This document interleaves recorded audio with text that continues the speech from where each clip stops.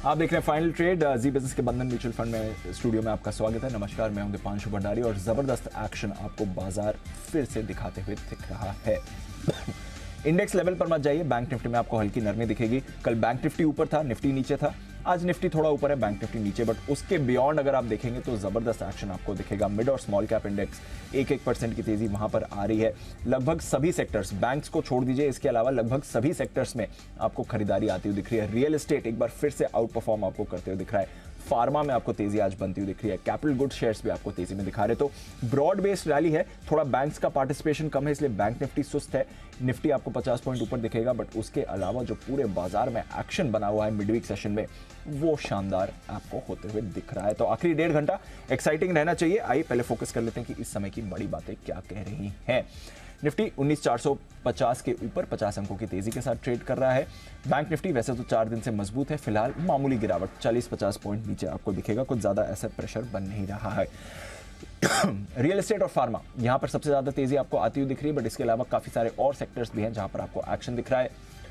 Mid और small caps यहां पर आउट परफॉर्मेंस जारी है, बरकरार है। लगातार 5वें दिन आउट परफॉर्म कर रहे हैं। 1% की तेजी यहां पर आपको आती हुई दिख रही है।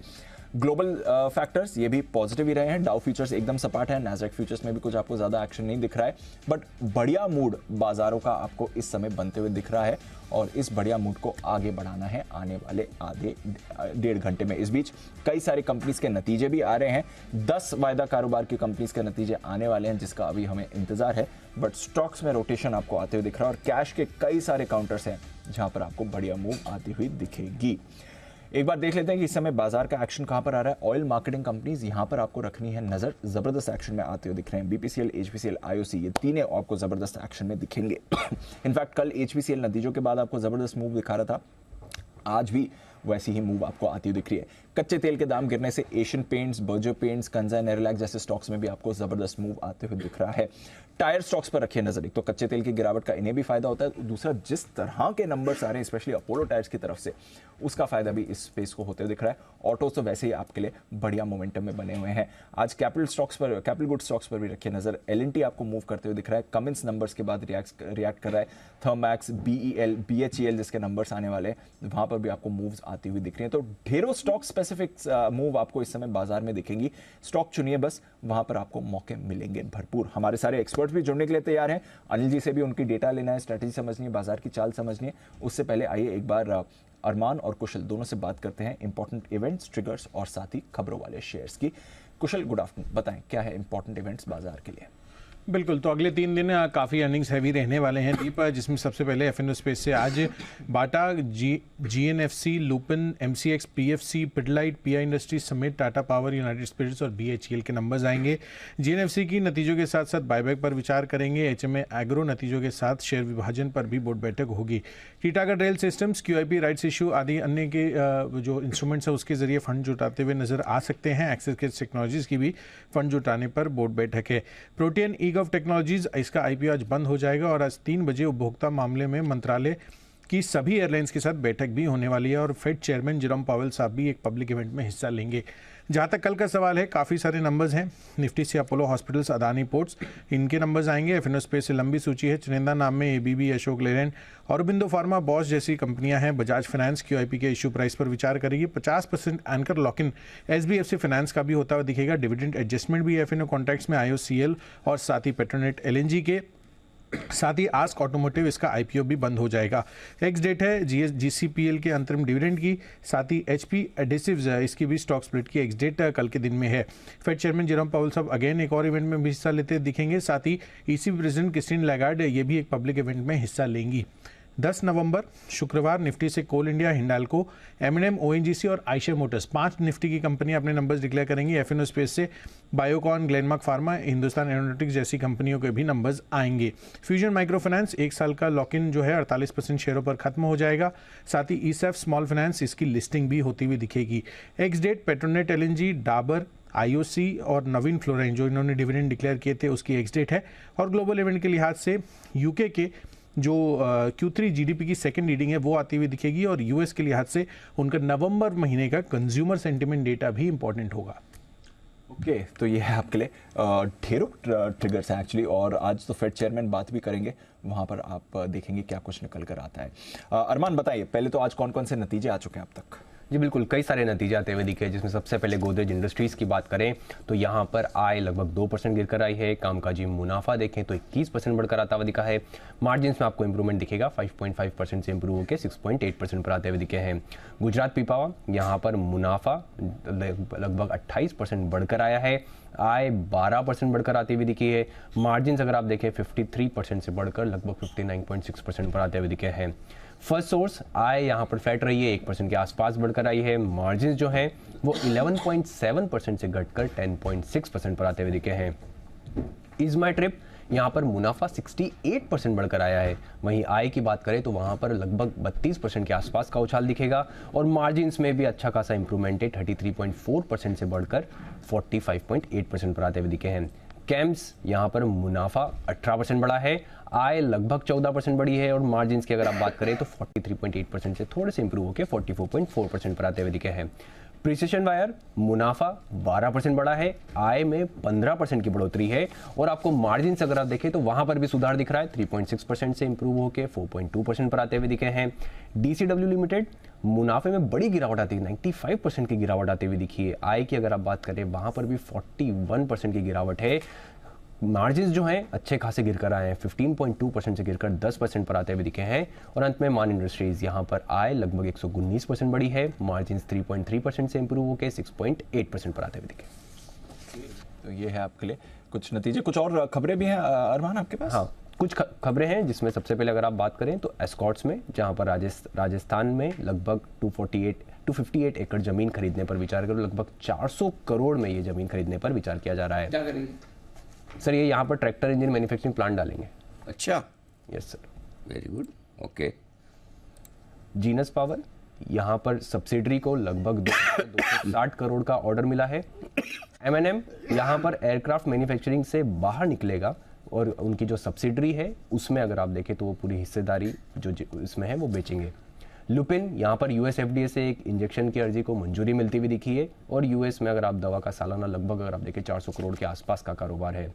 ग्लैंड फार्मा, इनके एक ऑन्कोलॉजी प्लांट को यूएस एफडीए से EIR वो मिलता हुआ दिखा है। तिलकनगर इंडस्ट्रीज, यहाँ पर कंपनी ने प्रीमियम ब्रांडी लॉन्च की है, जिसमें मेंशन हाउस चैम्बर्स ब्रांडी जो है वो लॉन्च करते हुए दिखे हैं। और ब्लॉक डील में 2 कंपनियां हैं, जिसमें वेदांता लगभग 21 लाख शेयर्स और ITC 16 लाख शेयरों के कई सौदे होते हैं। ओके, तो ये हैं ढेर सारी खबरें जो आज रहेंगी आपके लिए पूरे एक्शन में। मैं कुशल का वो स्टॉक्स इन न्यूज़ वाला ट्रिगर्स वाला मिस कर दिया। कुशल, ऐसा कुछ बात तो नहीं जो मैंने मिस कर दिया, कोई खास इंपॉर्टेंट चीज़ आपने बोली हो?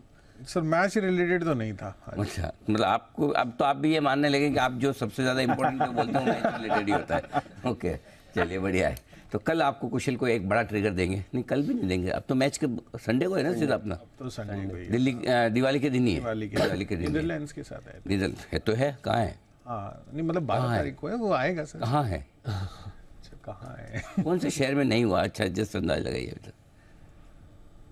मुंबई में हो गया, पुणे में हो गया, कलकत्ता में भी हो गया। हाँ, और अहमदाबाद में तो हुआ ही है पाकिस्तान के साथ। हाँ, शुरू दिल्ली में आई थिंक होना चाहिए। ओके, बंगलुरु रखे तो कैसा रहेगा? संडे को बंगलुरु चलते हैं। चलो, ओके, चलिए तो आइए बढ़ते आगे, और हम भी बढ़ते हैं हमारे एक्सपर्ट्स की तरफ। सारा पैनल हमारे साथ तैयार है। कुणाल जी, राकेश जी, हिमांशु जी, सचिन जी, आशु जी। अच्छा, कुणाल जी आए नहीं, मैंने जल्दी ऐसे ही बोल दिया। Very good. बंसल जी तो आ चुके हैं। चलिए, आप सबका बहुत बहुत स्वागत है। पहला बिगुल हिमांशु जी के लिए, हिटमैन हिमांशु।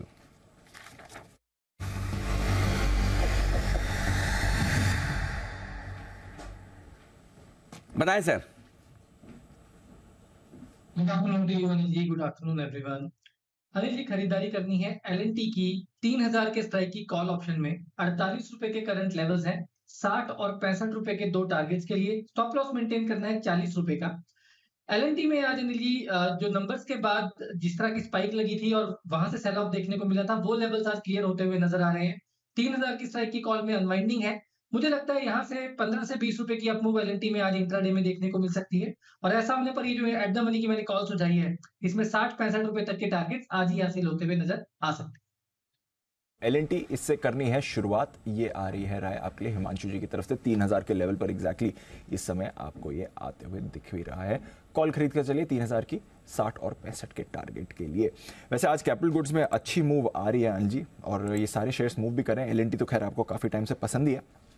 एक बाजार पर भी आपकी राय लेना चाहूंगा सर। कल बैंक निफ्टी परफॉर्म कर रहा था, निफ्टी थोड़ा सुस्त था, आज बैंक निफ्टी थोड़ा सुस्त है, निफ्टी आपको अच्छा दिख रहा है, बट दोनों दिन आपको स्मॉल और मिड कैप की जबरदस्त तेजी दिख रही है और स्टॉक्स में बढ़िया रोटेशन है। एक बार जरा बाजार पर अपना व्यू दें। व्यू ठीक है दीप, कोई दिक्कत नहीं। बाय ऑन डिप्स की स्ट्रेटेजी है, ऐसा कोई बहुत कूद के भाग के खरीदने की भी जरूरत नहीं है, ऐसा नहीं कि नहीं मिलेगा। सपोर्ट लेवल पे आता है, आराम से लीजिए। देखिए, और ऊपर रुकावट का लेवल, आज का ऊपर का लेवल हमारा 19,465 485 है, 465 का हाई बना चुका है। ठीक है, लेना कहाँ था? 400 425 की रेंज में, आज का लो 401 है। तो एकदम परफेक्ट रेंज में अब भी वापस से 425-30 से लेकर 400 की रेंज में आता है, वहाँ खरीदना है। 485 500 के आसपास आता है, वहाँ प्रॉफिट बुक करके इंतजार कीजिए। बैंक निफ्टी का जहाँ तक सवाल है, 43,550 43,625 अपनी सपोर्ट रेंज है। अभी 43,625 के आसपास ट्रेड करा है। लो आज का 43,585 है, 547 वहाँ पर आपको लेना है। और ऊपर में 43,725 43,802 लेवल है, जहाँ पर आपको प्रॉफिट बुकिंग करनी है। इंटरेस्टिंग बात बताऊँ, बैंक निफ्टी चूँकि आज कमज़ोर है थोड़ा सा 1/4%, लेकिन दीप बैंक निफ्टी आज वीकली एक्सपायरी आज ही है ना। हाँ, आज वीकली एक्सपायरी के दिन बैंक निफ्टी ओवरसोल्ड होता हुआ दिख रहा है। अब दिक्कत ये है कि आज कॉल राइटर्स काफ़ी दबा कर बैठे हैं कॉल बेचकर, लेकिन ओवरऑल ऐसा भी नहीं कि कोई बहुत बड़ा डर वाली बात है। तो बैंक निफ्टी में भी काफ़ी कुछ पुट कॉल रेशियो 1.2 से 0.68, यानी कि कितना 30-50 basis point put call ratio intraday में घटा हुआ है, यानी थोड़ा ओवरसोल्ड है। अब क्या हो सकता है? अब बचे हुए 1.5 घंटे में आपके लिए नैस्डैक फ्यूचर्स 13 पॉइंट नीचे, डाउ फ्यूचर्स 10 पॉइंट ऊपर, हल्के ऊपर है। अगर ये डाउ फ्यूचर्स 15-20 पॉइंट 50-60 पॉइंट ऊपर हो गए तो ये बैंक निफ्टी में शॉर्ट कवरिंग करवा देंगे, क्योंकि बैंक निफ्टी में लोग शॉर्ट ज़्यादा हैं। सो आई थिंक 43,500 पे नज़र रखिए। जब तक 43,500 नहीं टूटता तब तक कोई दिक्कत नहीं है। 43,800 ऊपर है, तो इस 300 पॉइंट की रेंज को बैंक निफ्टी इसमें टाइम पास करने की कोशिश करेगा, और निफ्टी में 19,400 19,500 की रेंज में होगा time pass, simple. Got it. चलिए, तो ये है आपके लिए इस समय बाजार पर भी थोड़ा टाइम पास करने के मूड में, और कुछ ज़्यादा एक्शन है नहीं। और इसी में आपको आराम से मिड कैप स्मॉल कैप शेयरों में पैसा लगाना है, वहाँ पे बने रहिए, डटे रहिए। सुबह से हम यही बात करें, कल से यही बात करें। 1% ऊपर स्मॉल कैप इंडेक्स है, पौन से 1% ऊपर मिड कैप इंडेक्स है। भरपूर तेजी है वहाँ पर। जो आपको समझ में आए, जो आपको पसंद आए, जिसमें आपको लगता है क्वालिटी अच्छी, वो खरीदिए। जो क्वालिटी अच्छी बस। ठीक है, चलिए आइए ये है आपके लिए बाजार पर आए। थोड़ी देर में डेटा और स्ट्रैटेजी भी लेंगे सर के साथ। आइए, सचिन जी भी हमारे साथ तैयार, लेते हैं उनकी कॉल। BTST।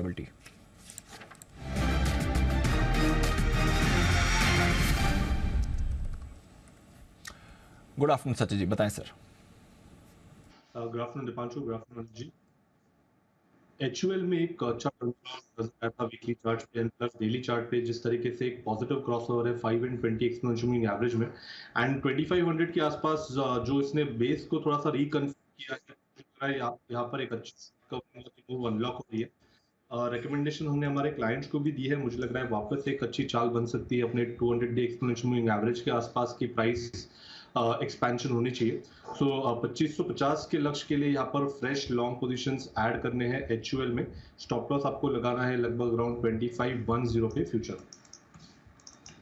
आपके लिए HUL का फ्यूचर खरीदने की आती है आपके लिए सचिन जी की तरफ से, यानी कि L&T जैसे दिग्गज पर बुलिश है हिमांशु जी, HUL जैसा दिग्गज शेयर खरीदना चाहते हैं सचिन जी। तो अब सोचो, मंदी आएगी तो आएगी कैसे और कहाँ से? कोई चांस ही नहीं है ऐसा लग रहा है, लेकिन फिर भी इंडेक्स पर जरा राय जान लेते हैं। कोई स्प्रेड है तो वो समझ लेते हैं। आशु सर के पास चलते हैं। आशु सर, गुड आफ्टरनून, बताएं। अनिल जी, बिल्कुल आपने ठीक कहा, मंदी आएगी तो कहां से आएगी। अनिल जी, मंदी ना बीच में एक्सपायरी के एक दिन आती है और वो ऑप्शन सेलर को फंसाने के लिए आती है, या तेजी भी उस तरह की बन जाती है। तो अनिल जी, जो आप आज सुबह एक बहुत अच्छे लेसन जो ग्लेन मैक्सवेल की पारी से कर रहे थे अनिल जी, उसमें एक मैसेज आपने मिस कर दिया, मतलब आपने मेंशन नहीं किया।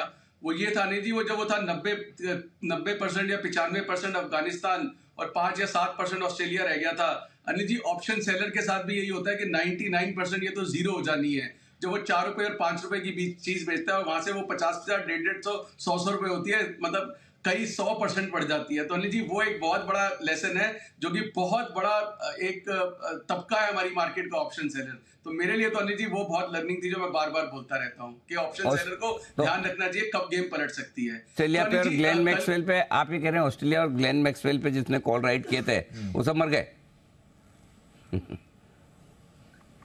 बिल्कुल अनिल जी मार्केट में भी तो ये होता है, आप मार्केट की सिमिलीज निकाल के जो मैसेज दे रहे थे कि नेवर गिव अप, और जब आप इंजर्ड हो तभी जब आपको लगे खराब वहीं से घूमता है, वही सारी चीजों में अनिल जी ये बहुत बड़ा लेसन था। तो अनिल जी मुझे मार्केट ठीक लगती है, ये आखिरी पड़ाव है 400-500 का, ये क्रॉस कर जाएगा तो हम 20,000 की तरफ चलेंगे 20,000 क्रॉस करने की तरफ चलेंगे। Having said that Anil ji, expiry की गेम है ना, ये बड़ी डिफरेंट है। ये जब वो जो फिन निफ्टी की होती है ना, वो फिन निफ्टी की जब बैंक निफ्टी की एक्सपायरी होती है तो समय बांध देती है ऊपर या नीचे का, उसके बाद अगले दिन की आप देखो 10 में से 8 बार रिवर्सल होती है। तो अनिल जी मैं कल के लिए एक कैलकुलेटिव स्प्रेड लेके जाऊंगा निफ्टी का, बियर स्प्रेड 19,450 की एक पुट लूंगा, 19,350 की 2 पुट बेचेंगे। अनिल जी स्प्रेड बनेगा सिर्फ 16-17 रुपए में। मैं फिर मेंशन करता हूं अनिल जी, 19,450 जो भी निफ्टी का भाव चल ही रहा है, उसकी एक पुट लेंगे, 350 की 2 पुट बेचेंगे, ये स्प्रेड बनेगा मतलब अनिल जी 15, 18, 20 रुपए, 19 रुपए।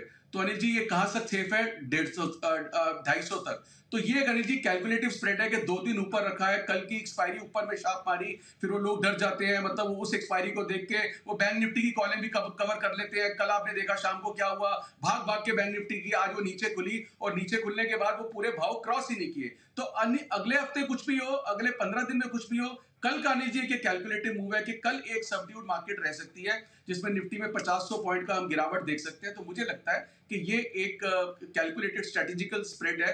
और हैविंग सेड दैट अनिल जी, मैंने परसों एलएनटी की बाय कॉल दी थी, अभी हिमांशु ने दिया, तो थैंक यू हिमांशु ने, हमने 2970 पे दी थी, अब 3,000। एलएनटी की कॉल बरकरार है, टाटा पावर बाय कॉल दी थी बरकरार है, टाटा स्टील बाय कॉल दी थी बरकरार है, एलएनटी में ट्रैक्शन आ गया है अच्छा, टाटा पावर में आ गया है, और टिस्को में, टाटा स्टील में अभी नहीं आया, बट हम कंटिन्यू करेंगे।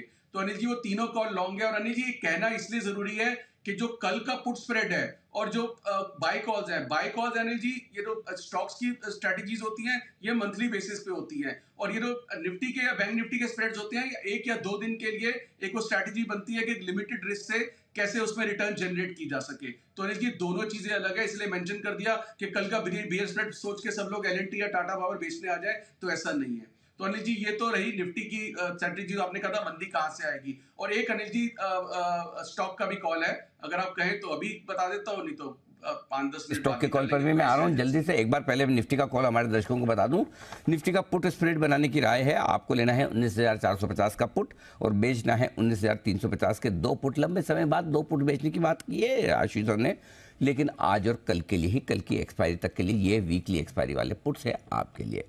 आइए अब बढ़ते आगे, सुमित जी के लिए एक बिगुल है, सुमित का सुपरहिट।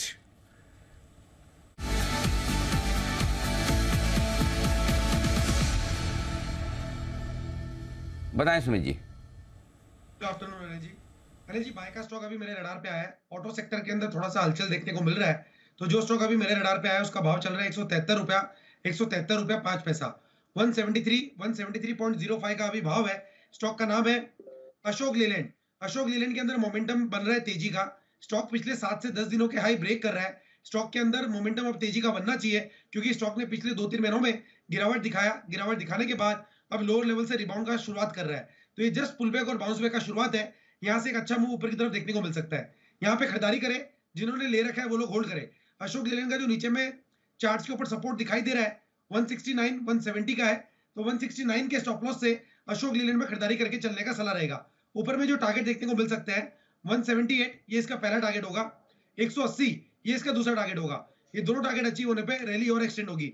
फिलहाल short term trading bounce back targets के लिए खरीदारी करें अशोक लेलैंड। करें खरीदारी, ये राय आपके लिए आती हुई सुमित जी की तरफ से। आइए जय ठक्कर भी जुड़ चुके हैं हमारे साथ और तैयार है अपनी कॉल के साथ। जय का jackpot.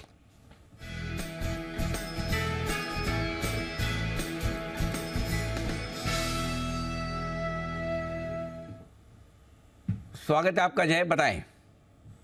Ji Anil ji, good afternoon to you and good afternoon to you Deep. Anil ji खरीदना है मैनकाइंड फार्मा, ये 1857-1858 के आसपास ट्रेड कर रहा है। इसमें बहुत ही बढ़िया एक साइडवेज कंसोलिडेशन, जिसे हम ट्रायंगुलर पैटर्न कहेंगे, उसमें से ब्रेकआउट आया है अनिल जी।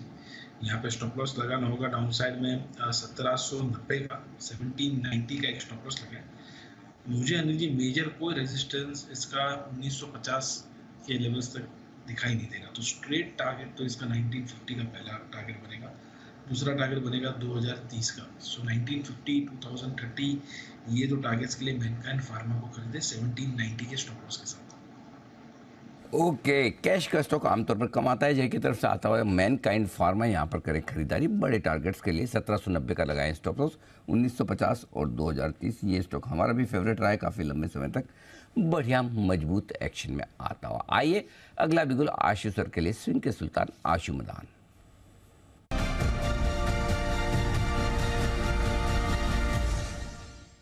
आशु सर, आपकी स्टॉक पिक।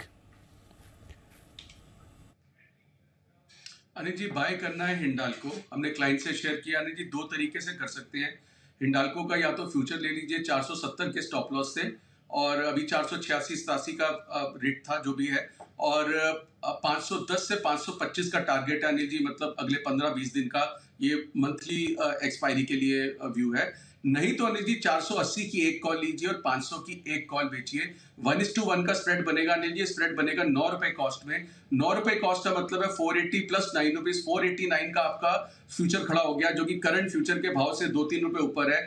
लिमिटेड रिस्क और लिमिटेड ही प्रॉफिट होगा अनिल जी, लेकिन इसमें अनिल जी नीचे का डर बिल्कुल खत्म हो जाता है। और 2 नहीं बेचने, क्योंकि अनिल जी आजकल हालात मतलब 2 बेचने वाले तो बिल्कुल नहीं है, कब कोई पॉजिटिव न्यूज आ जाए और बाजार अच्छा भी खिंच सकता है। तो इसलिए अनिल जी अभी आपने जो बिल्कुल एक चीज ठीक मेंशन की कि 2 पुट बेचे हैं। 2 पुट बेचने का मतलब अनिल जी के ज्यादा मंदी नहीं लगती, 2 वहां बेचते हैं जाके उस तरफ की मूवमेंट नहीं लगती। बट हिंडाल्को अनिल जी बहुत अच्छा काफी दिनों बाद एक निकल के आया ऊपर, तो अब मुझे लगता है कि ये अनिल जी 625 से करेक्ट होके ये 400, 450, 450 में काफी कंसोलिडेट किया। अब अनिल जी अच्छी एक और फ्रेश कंसोलिडेशन से निकल रहा है, और जिस तरह से बाकी मेटल जो फ्रंटलाइन अब वापस परफॉर्म करने लगे हैं, तो अनिल जी 470 के स्टॉप लॉस से या तो हिंडाल्को क्लियर फ्यूचर ले ले। बट मेरा मानना होगा जो अनिल जी मेरा स्टाइल ऑफ वर्किंग है, 480 की एक कॉल लीजिए, 500 की एक कॉल बेचिए, 9 रुपए का कॉस्ट है, और आराम से बैठ जाइए अनिल जी। पूरे हफ्ते में, पूरे महीने में 500 से ऊपर हो गया, अपने आप चुपचाप प्रॉफिट बुक कर लीजिए। लॉट साइज अच्छे हैं अनिल जी, बड़े हैं तो मजा आएगा।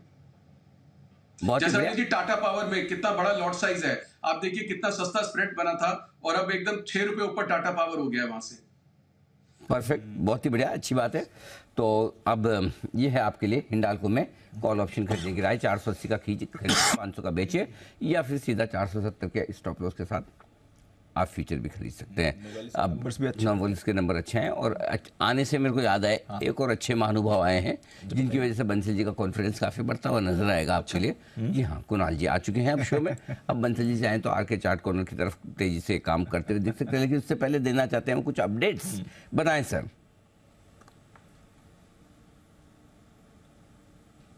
नहीं अनिल जी, मेरे को कोई अपडेट नहीं देना अनिल जी। एक ही अपडेट है, अभी आप सब लोग ग्लेन मैक्सवेल की बात कर रहे थे। हाँ। तो अनिल जी हिस्ट्री ने प्रूव करा है मतलब कि चाहे वो लिवाइट हो, चाहे वो फिडिच हो, या फिर वो मैक्सवेल हो, ग्लेन लगा हो तो रॉक करता है अनिल जी। अब देखना यह है जिस तरीके से हमारे कुणाल जी इतने महान लेट आ रहे हैं, इनके नाम के आगे भी अनिल जी आप ग्लेन लगा दें। Glen Kunal what an idea sir ji. हाँ, ग्लेन मैग्रा का तो मुझे पता है। हाँ, ग्लेन मैग्रा तो जी ग्लेन कुणाल जी। अनिल जी, सवाल ये है कि इतनी छोटी मोटी कंपनियों के नाम लेने में तो बंसल जी अक्सर अनिल जी डगमगा जाते हैं। हाँ। ये जो तरल पदार्थ के अभी नाम बता रहे थे जिनके आगे ग्लेन है, हाँ। तो अनिल जी मुझसे भी लिए नहीं जा रहे, और उनको कैसे अनिल जी फराटे से ले रहे थे। लेकिन एक फायदा होगा, ये भी कुछ चीजें बोलते हैं, कुछ चीजें जानकर नहीं बोलते हैं। हाँ, ये बात है, लेकिन एक चीज, अगर कुणाल जी के नाम के आगे ग्लेन लग गया तो एक बड़ा फायदा होगा, कुणाल जी का जीके बहुत पावरफुल हो जाएगा। क्यों? ग्लेन कुणाल जी के अच्छा बात तो सही है। चलिए जी के चलिए कुणाल जी, आपका बहुत बहुत स्वागत है। जब भी आपकी पिक तैयार हो प्लीज़ बताइएगा। तब तक आइए हम कुछ और स्टॉक्स की तरफ बढ़ते हैं आगे। तेल कंपनियों के शेयरों में जबरदस्त एक्शन है। आज फिर से HPCL 8.5-9% सुबह लगा, एक बार थोड़ा ठंडा हुआ भी, लेकिन वापस से जो रफ्तार पकड़ी है, कुछ तो बड़ा करने के मूड में ये स्टॉक नजर आ रहा है। क्या कुछ बड़े ब्रेकआउट के संकेत हैं चार्ट पर? सचिन जी, चार्ट देखने का कष्ट आप करेंगे, बताएं please. Anil ji, I think almost तीनों OMC काउंटर्स में सिमिलर ट्रेंड्स है, बट कहीं जाकर HPCL में थोड़ी सी अंडर परफॉर्मेंस थी, आई थिंक वो उसने कवर कर दी है। एंड जिस तरीके से अभी भी स्ट्रक्चर है, मुझे लग रहा है एक मेजर हर्डल रहा है 320 के आसपास का। जिस इंटेंसिटी से ये पर्टिकुलर मूव इजेक्ट हुई है, मुझे लग रहा है वो हर्डल भी एक बार पार हो जाना चाहिए। तो डेफिनेटली इस मोमेंटम को राइड करने की ही सलाह होगी। अगर डिक्लाइंस मिलते हैं तो ट्रेंड के लिहाज से तो काफ़ी हेल्दी होंगे, वापस एक अच्छी री एंट्री लेवल मिलेगी। बट ओवरऑल मुझे लग रहा है 350 360 के लिए काफ़ी अच्छी तरह पोजीशन है ये काउंटर। एंड डिक्लाइंस अगर होते भी है तो खरीदारी करने की ही सलाह होगी। आई थिंक 270 के आसपास का जो रेजिस्टेंस था वो अभी एक अच्छा स्ट्रॉन्ग बेस बन चुका है। सो 290 के आसपास के डिक्लाइंस आते भी है तो स्टॉक अग्रेसिवली अक्यूमुलेट करना चाहिए 355 360 के लक्ष्य के लिए। तो OMCs पर रखिए नज़र। IOC, HP और BP ये तीनों आपको बढ़िया मूव दिखा सकते हैं। और क्यों इतनी बड़ी मूव आ रही है थोड़ी देर में आपको बताएंगे भी कि ये सारी ऑयल मार्केटिंग कंपनीज क्यों आज इतनी बड़ी छलांग लगा रही हैं। आइए उससे पहले वक्त है आज की DII पिक लेने का। दिवाली इन्वेस्टमेंट आइडिया, कुछ बेहतरीन कॉल्स दे रहे हैं हमारे एक्सपर्ट्स। आज की कॉल आ रही है आपके लिए निर्मल बांग सिक्योरिटीज के नीरव छेड़ा की तरफ से।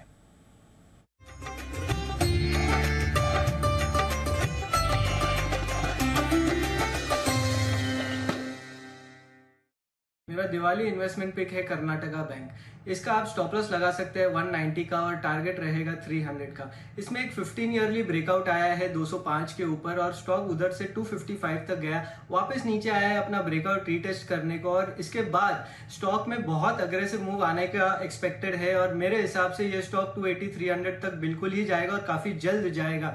तो आप इसे बाय कर सकते हैं with that stop loss of 190 and that target of 300।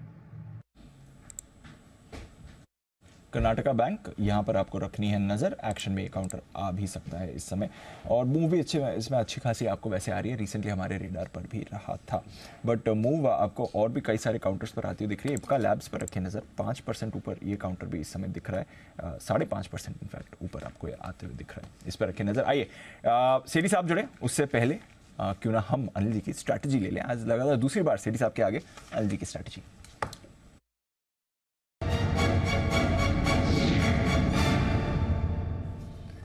मतलब सेठी साहब को अब बीट करना है सर? नहीं, सेठी साहब को कैसे बीट? सेठी साहब को कोई बीट कर ही नहीं सकता, सवाल ही पैदा नहीं होता। कल वैसे बट टाइमिंग हमारी अच्छी, खराब से खराब मार्केट में, और जब सबसे ज्यादा खराब था उस दिन तो एक नहीं 2 दिन नोटा का इस्तेमाल करने के बाद 3 पिक दे गए। आपको याद है उस दिन के बाद वापस वो भाव नहीं आया? नहीं आया। सही बात। साहब तो कमाल है, इनको तो बीट करने का सवाल ही नहीं। और वैसे भी हमारा डिपार्टमेंट भी बहुत अलग अलग है। सेठी साहब स्टॉक से मास्टर है, हम तो थोड़ा राय देते हैं। टाइमिंग के हिसाब से कह रहा है क्योंकि कल टाइमिंग सही रही। टाइमिंग इसलिए कि मैंने कहा कि अब बैंक निफ्टी की मूव एकदम पकड़ ली थी। हाँ, कोई है नहीं, लोग तैयार हैं। कल तो खैर इसलिए मैंने कर दिया था कि कल थीम पकड़ में आ रही थी और लग रहा था कि मूव के लिए तैयार हो रहा है। आज मैं इसलिए कर रहा हूँ कि जल्दी से डेटा मेरे तैयार है और कोई बड़ा मूव नहीं है इसलिए कर रहा हूँ। कल बड़ा मूव आने वाला था इसलिए कर लिया, आज बड़ा मूव नहीं आ रहा है इसलिए कर रहा हूँ। अब मैं पहले आपको डेटा बता दूं निफ्टी का। ऐसा लगता है 19,400 के नीचे हम बंद नहीं होंगे, तो यहाँ से 25-30 पॉइंट से ज़्यादा की रिस्क है नहीं नीचे जाने के लिए। और उसकी वजह ये दीप के करीबन 1,45,00,000 शेयर हैं 19,400 के पुट पर, जो कि हाईएस्ट ओपन इंटरेस्ट है, वहाँ पर आपको सपोर्ट मिल जाएगा।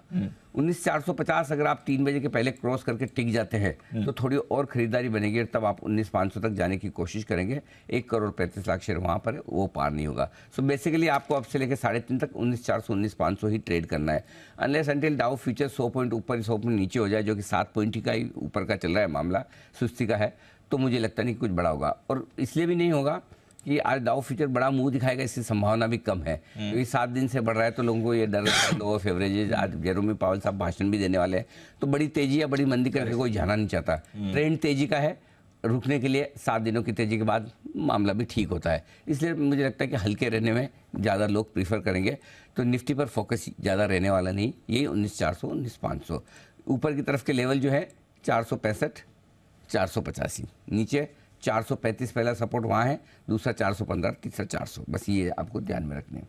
अब आइए बैंक निफ्टी। एक्शन होना तो यही होना है क्योंकि वीकली एक्सपायरी है, और वीकली एक्सपायरी के दिन बैंक निफ्टी क्या कह रहा है? 43,500 43,600 की रेंज में भरपूर सपोर्ट है। 1.5 लाख शेयर 43,500 के पुट पर है, उसके नीचे आप बंद नहीं होंगे। 1.25 लाख शेयर 43,600 पर है, इसीलिए 100 पॉइंट रहेगी आपके लिए सपोर्ट का काम। 3 बजे तक अगर आपने 43,500 तोड़ा तो ही आप समस्या में है, तब आपके लिए 43,425 325 275 तक आ सकता है। तो 3 बजे तक आपको 43,500 नहीं तोड़ना है, यहाँ से 100 पॉइंट से ज़्यादा कमज़ोर नहीं होना, जो होंगे नहीं ये 100 पॉइंट के, ठीक है। ऊपर कितना जा सकते हैं? 43,700 43,800 भरपूर रुकावट की लेवल है। तो यहाँ से 100 से 200 पॉइंट अगर बढ़ जाता है, 43,800 आज का हाई भी है, वो पार नहीं होगा।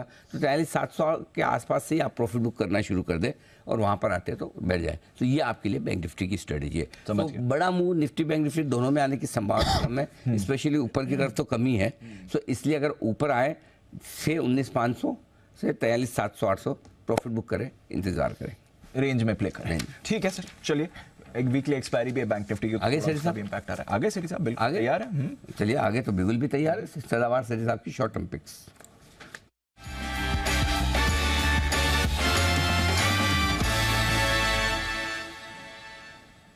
सेठी साहब स्वागत है आपका। ये बताइए, मैंने डेटा ठीक तो पढ़े थे? वो जो मैं बोल रहा था कि जिस दिन आपने वो 3 स्टॉक दिए थे 1-2 की जगह, वो उसी दिन बॉटम बना था मार्केट का? बिल्कुल। Good afternoon Anil ji, good afternoon Deepanshu, thank you so much Anil ji. वो 26 अक्टूबर का दिन था तो एक्सपायरी के। तो आपने इतने दिन क्यों लगाए 3 स्टॉक देने में? अनिल जी इतने दिन, वो जो दिन था, मैंने बहुत इम्फेटिकली बोला था कि आज जो सेल लगी हुई है उसका लास्ट दिन लगता है और आज बिल्कुल खरीदारी करनी चाहिए। और अनिल जी 3 स्टॉक्स जो दिए थे उस दिन, उनका परफॉर्मेंस देखिए। MRPL दिया था 94 रुपए के लेवल्स पे, आज वो 115 के आसपास है। एक विष्णु प्रकाश आर पुंगलिया VPRPL दिया था 185 के लेवल पे, जिसने आज 210 के हाइज करे हैं। और तीसरा स्टॉक दिया था CIE ऑटोमोटिव, वो भी 400 कुछ 52-53 के लेवल्स पे दिया था, वो 480-82 के लेवल्स पे है। तो तीनों स्टॉक्स ने भी कमाल किया और बाजार ने वो जो लो लगाए थे वहां से एक अच्छे अपसाइड, और मिड कैप स्मॉल कैप में तो धुआंधार तेजी हुई है अनिल जी उसके बाद से। वाह क्या बात है। तो बहुत ही बढ़िया, अच्छा एक्शन रहा उस दिन और वो स्टॉक सारे बड़े एक्शन में आते दिखे भी है। बताइए सेठी साहब एक बार फिर से, अब बताएं आज का पहला स्टॉक। अरे जी आज का जो पहला स्टॉक है, स्टॉक का नाम है NCC, नागार्जुना कंस्ट्रक्शन कंपनी, जो पहले होती थी 154 रुपए के लेवल्स पे अभी ट्रेड कर रहा है। ये NCC एक लीडिंग इंफ्रास्ट्रक्चर और EPC कंपनी है जो कि मेनली रोड्स, हाईवेज, फिर इंडस्ट्रियल और कमर्शियल बिल्डिंग्स, फिर वाटर सप्लाई और इन्वायरमेंट प्रोजेक्ट्स, फिर पावर ट्रांसमिशन प्रोजेक्ट्स, ये सब करती है। और आजकल ये रेलवेज पे भी अच्छा खासा काम करती है, रेलवेज के ट्रैक्स का, सिग्नलिंग का, ये सब काम है। और बहुत ही जबरदस्त 50,000 करोड़ की ऑर्डर बुक है और रेगुलर इंटरवल पे नए ऑर्डर्स मिलते रहते हैं। बाकी एक बहुत ही जबरदस्त इनकी एग्जीक्यूशन कैपेबिलिटी है। बाकी बैलेंस शीट को भी बहुत अच्छे से कंपनी ने सुधारा है, डेट रिडक्शन पे अच्छा खासा फोकस है। और जून तिमाही भी बहुत ही दमदार थी, 182 करोड़ का पैट रिपोर्ट किया, जो 134 करोड़ का पैट था पिछले साल जून तिमाही में। FIs भी अराउंड 35% स्टेक ओन करते हैं, जिसमें HSBC है, Tata mutual fund, ICICI Pru, Bandhan bank.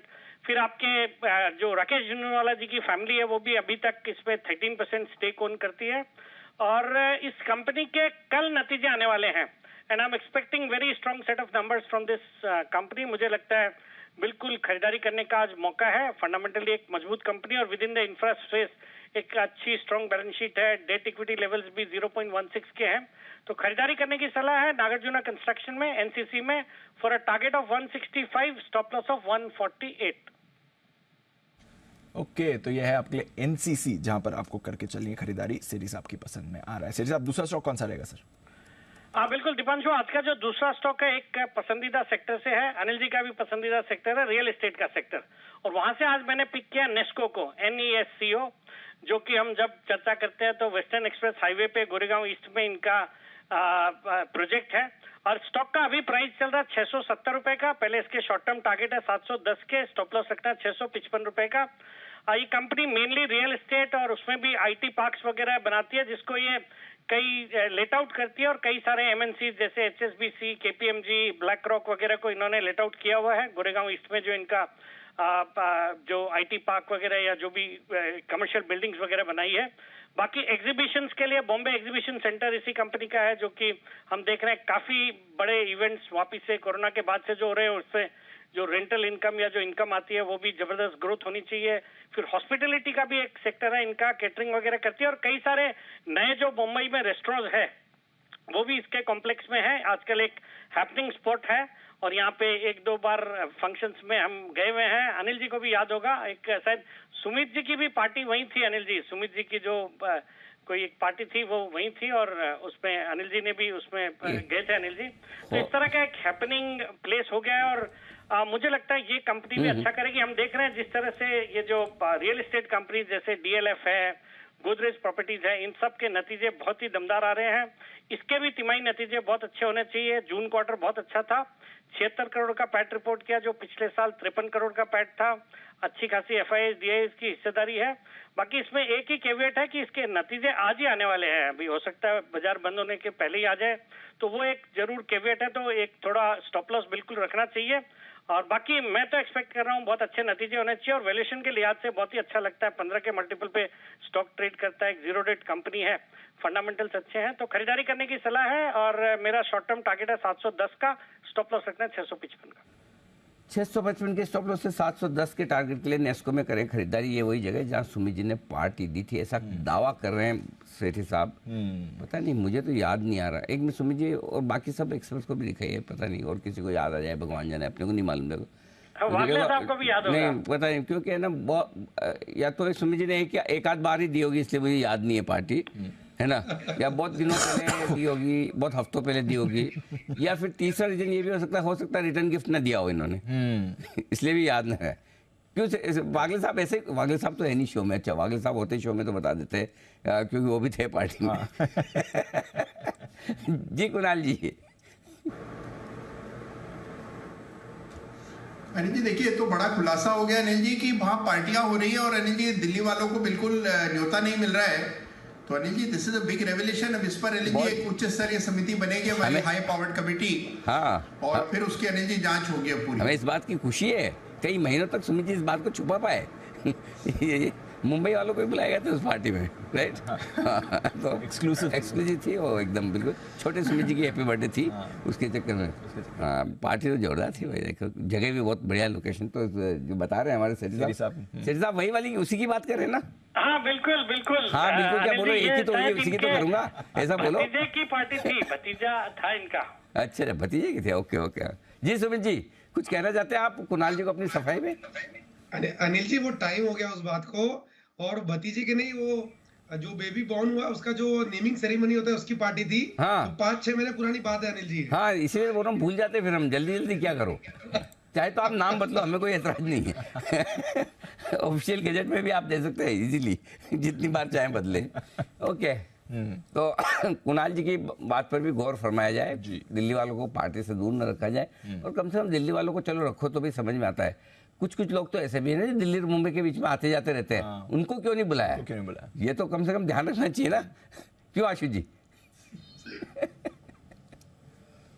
बिल्कुल अनिल जी, और ये इस चीज के लिए एक चीज मैं जरूर बोलूंगा, सेठी जी कोई भी पार्टी करते हैं, उनके कोई भी फैमिली इवेंट होता है, उनका जरूर मैसेज आता है अनिल जी। वो मतलब वो इट इज अनफॉर्चुनेट कोइंसिडेंस कि उन्होंने 1-2 बार बुलाया, मैं मुंबई में नहीं था, बट सीरियसली जो आपने बात बोली है, इसका मतलब मैं बता रहा हूँ, सेठी जी हर बार इन्वाइट करते हैं। नहीं, सेठी जी तो मुझे पूछ के करते हैं आपको इन्वाइट। वो पहले चेक करते हैं कि ये डेट पे है क्या मुंबई में, आप चेक करो, मेरे को तो नहीं है। अच्छा, फिर मैं फोन करता हूँ।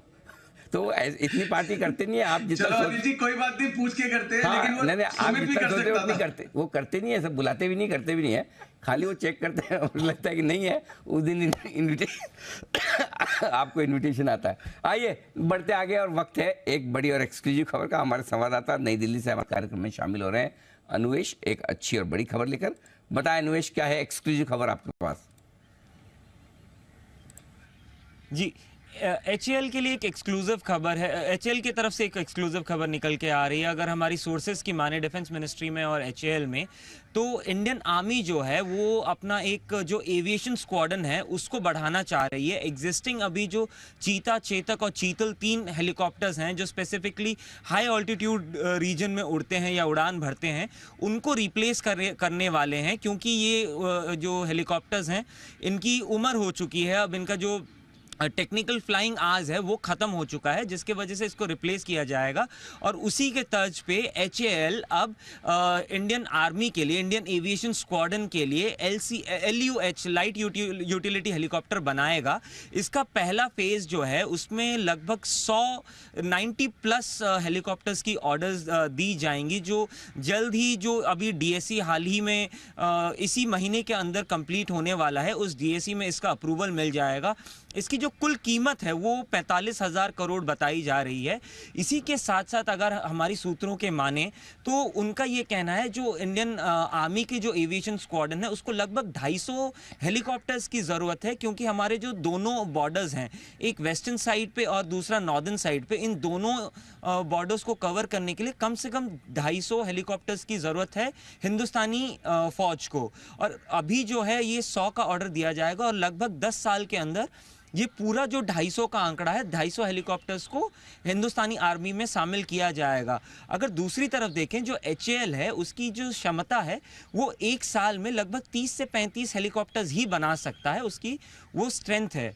तो जो आप देखें ये नंबर अगर आप 10 से 12 साल में जोड़े तो ये 2.5 साल का ऑर्डर कंप्लीट हो सकता है ना कर पाए, अगर ये अपना फ्लीट कैपेसिटी ना बढ़ाएं तो इसके लिए हिंदुस्तानी फ़ौज का ये भी कहना है कि अगर हमको सारे एयरक्राफ्ट हेलीकॉप्टर्स नहीं मिलते हैं तो हम इस एयरक्राफ्ट को दूसरी कंपनी से लीज भी कर सकते हैं। इस शर्त पे लीज की जाएगी वो कंपनी हिंदुस्तानी हो और हिंदुस्तान से ऑपरेटेड हो।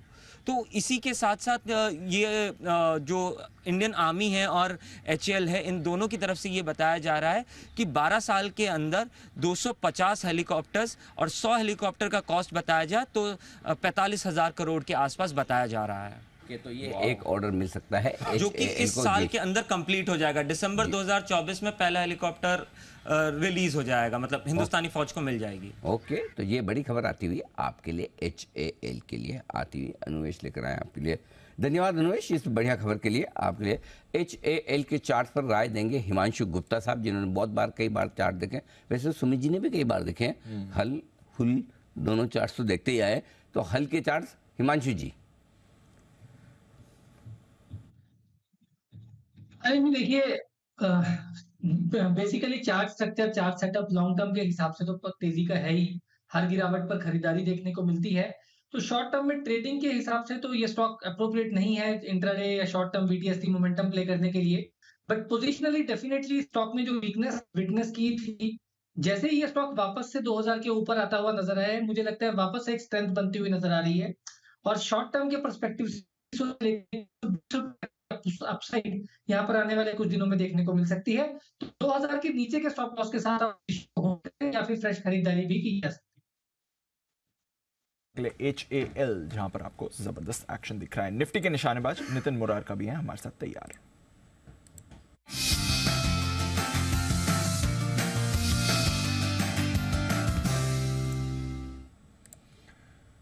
गुड आफ्टरनून नितिन जी, बताएं सर क्या करना है आज? यहाँ पे 19,350 की कॉल ऑप्शन लेंगे, 88-89 में मिल रही है। 19,350 की कॉल ऑप्शन 89 में मिलती है।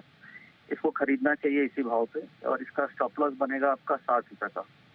यानी आप 89 में ले रहे हैं, 60 रुपए का स्टॉप लॉस है, करीब 30 रुपए का स्टॉप लॉस हो गया। और फर्स्ट टारगेट यहाँ से बनेंगे आपके 115 के, और उसके ऊपर बनेंगे 125 के। मुझे ऐसा लग रहा है कि एक जो करेक्शन आई अब वापस से मार्केट सपोर्ट ले सकती है, सपोर्ट के आसपास ही है। तो बाय ऑन डिप कर रहे हैं हम कॉल ऑप्शन, और टारगेट 19,350 की ले रहे हैं 88-89 में, टारगेट 115 से 125 और स्टॉप लॉस 60 रुपए का। निफ्टी में मूव दिख रहा है नितिन जी को, यहाँ से वापस ऊपर जाने की तैयारी है। 350 की कॉल खरीदनी है। कोई बैंक निफ्टी एक्सपायरी ट्रेड दिख रहा है नितिन जी? नहीं, मैं एक ही ट्रेड लूंगा निफ्टी का। बैंक निफ्टी में कोई ट्रेड नहीं लेंगे। बैंक निफ्टी में फिलहाल कोई ट्रेड नहीं दिख रहा है नितिन जी को, इस पर रखिए नजर। रेस्टोरेंट ब्रांड्स एशिया, इसके नंबर्स भी आते हुए दिख रहे हैं। मार्जिन्स देखिए 4.8% से बढ़कर 9.1% के मार्जिन्स आते हुए दिख रहे हैं। जबरदस्त उछाल आपने मार्जिन्स में आते हुए दिखा है जहां तक रेस्टोरेंट ब्रांड्स एशिया का सवाल है। रेवेन्यू 19% बढ़ा है, 525 करोड़ से 625 करोड़। कामकाजी मुनाफा सवा दो गुना बढ़कर आ रहा है, 25 करोड़ से सीधा 57 करोड़। घाटा कम हुआ है, घाटा अभी भी है 50 करोड़ का घाटा 46 करोड़ हुआ है, वहां पर ज्यादा एक्शन नहीं है, बट ऑपरेशनली अच्छे नंबर्स हैं। मार्जिन्स में बढ़िया एक्सपेंशन है, डबल से ज्यादा इनके मार्जिन्स हो गए हैं। और ओवरऑल रेवेन्यू में भी आपको अच्छी ग्रोथ दिखी है 19% की। रखिए नजर, स्टॉक भी आपको 1.5% ऊपर दिख रहा है। बट आइए आज का जो स्टार गेनर, इनफैक्ट कल का स्टार था, आज का भी स्टार है HPCL। जबरदस्त एक्शन आ रहा है, 2 दिनों में बड़ी तेजी आई है। वरुण बताइए HPCL में क्या चल रहा है? नंबर्स भी आए थे, उसके बाद का भी रिएक्शन दिखा और पूरे ऑयल मार्केटिंग स्पेस पे एक्शन आ गया, क्या हो रहा है यहाँ पर? देखिए, पूरे ऑयल मार्केटिंग स्पेस में एक्शन आने का सबसे बड़ा कारण तो कच्चा तेल है, क्योंकि पिछले 8 दिनों में अगर आप देखेंगे तो 10% के आसपास की गिरावट आ चुकी है। और इन कंपनियों के साथ तकलीफ यही है कि कच्चा तेल बढ़ता है तो मार्केटिंग मार्जिन्स कम होते हैं, कच्चा तेल कम होता है तो मार्केटिंग मार्जिन सुधरते हैं, क्योंकि पेट्रोल और डीजल के प्राइस जो है वो चेंज नहीं हो रहे हैं। तो ये सबसे बड़ा इम्पैक्ट जो है वो जो कच्चा तेल का है। इसके अलावा अगर आप देखेंगे तो इस कंपनी के नतीजे आए थे परसों, आफ्टर मार्केट्स नतीजे अगर आप टॉप लाइन बॉटम लाइन में देखें तो कुछ खास नहीं थे, मार्जिन थोड़े बहुत इंटैक्ट थे। लेकिन कल 10 बजे के आसपास सुबह इस कंपनी की कॉन्फ्रेंस कॉल थी और वहाँ जो मैनेजमेंट की तरफ से कमेंट्री आई है वो काफ़ी बुलिश है। और साथ ही साथ ब्रोकरेज हाउसेस ने इसके बाद इस कंपनी पे अपने प्राइस टारगेट्स बढ़ाए हैं। 3 दिग्गज ब्रोकरेज हाउस है, मॉर्गन स्टैनली अंडरवेट से ओवरवेट हो गया है, प्राइस टारगेट 249 से बढ़ा के 364। CLSA एक्यूमुलेट से अब बाय की सलाह दे रहे हैं, प्राइस टारगेट 300 से बढ़ा के 345। नोमुरा न्यूट्रल की सलाह है, प्राइस टारगेट 270 से बढ़ा के 305 का। अब इनको अच्छा क्या लग रहा है? देखिए, इनका कहना है कि नतीजे जो है इनके अनुमान से बेहतर है। रिफाइनिंग GRMs अगर आप देखेंगे तो वो काफ़ी बेहतर थे और थ्रूपुट जो है वो इस कंपनी का काफ़ी अच्छा था, जिसका फ़ायदा कंपनी को मिला। इनका कहना है कि नो डाउट मार्केटिंग मार्जिन्स गिरे हैं, लेकिन जितना गिरने का अनुमान इनका था उससे थोड़े कम मार्केटिंग मार्जिन्स गिरते आए हैं। दूसरा, वाइजैक रिफाइनरी जो है वहाँ पे ये विस्तार कर रहे हैं और मैनेजमेंट का कहना है कि FY24 के एंड तक करीब 15 MMT के आसपास का उत्पादन जो है वो ये कंपनी शुरू करने वाली है। फिलहाल ये बढ़ के करीब 7.5 या 9 के आसपास आ चुका है, तो यहाँ से सिग्निफिकेंट अपसाइड जो है वहाँ पे मिलेगा। और इसके चलते अगर इसका अपग्रेडेशन होता है तो उसके चलते GRMs में $3 से $4 के आसपास का इजाफा होगा। आप इस क्वार्टर में देखिए 7.4 से बढ़ के 13.3 पे ऑलरेडी इस कंपनी के GRM आ चुके हैं और यहाँ से $3 से $4 के आसपास का इजाफा शायद आपको FY24 के अंत तक देखने मिले। बार्मर का जो प्रोजेक्ट है वो भी ट्रैक पे है और इसका फ़ायदा भी कंपनी को मिलेगा। और इन सब चीज़ों की वजह से ब्रोकरेज हाउस ने अपने एबिटा का अनुमान जो है बढ़ाया है, FY25 के लिए 3% और FY26 के लिए 8% के आसपास की बढ़ोतरी की है। तो एक तो कच्चा तेल गिर रहा है उसका फ़ायदा, दूसरा नतीजों के बाद मैनेजमेंट की जो कॉन कॉल और उसके बाद ब्रोकरेज हाउसेस का जो अपग्रेड आया है उसके चलते आप देख रहे हैं कि HPCL में इस तरह की तेज़ी आज देखने मिल रही है। ओके, तो ये है आपके लिए HPCL, जहां पर रखनी है नजर। पूरा ऑयल मार्केटिंग स्पेस ही खैर आपको बढ़िया एक्शन में दिख रहा है। आइए जय के पास चलते हैं, बिगुल उनके लिए जय का जैकपॉट।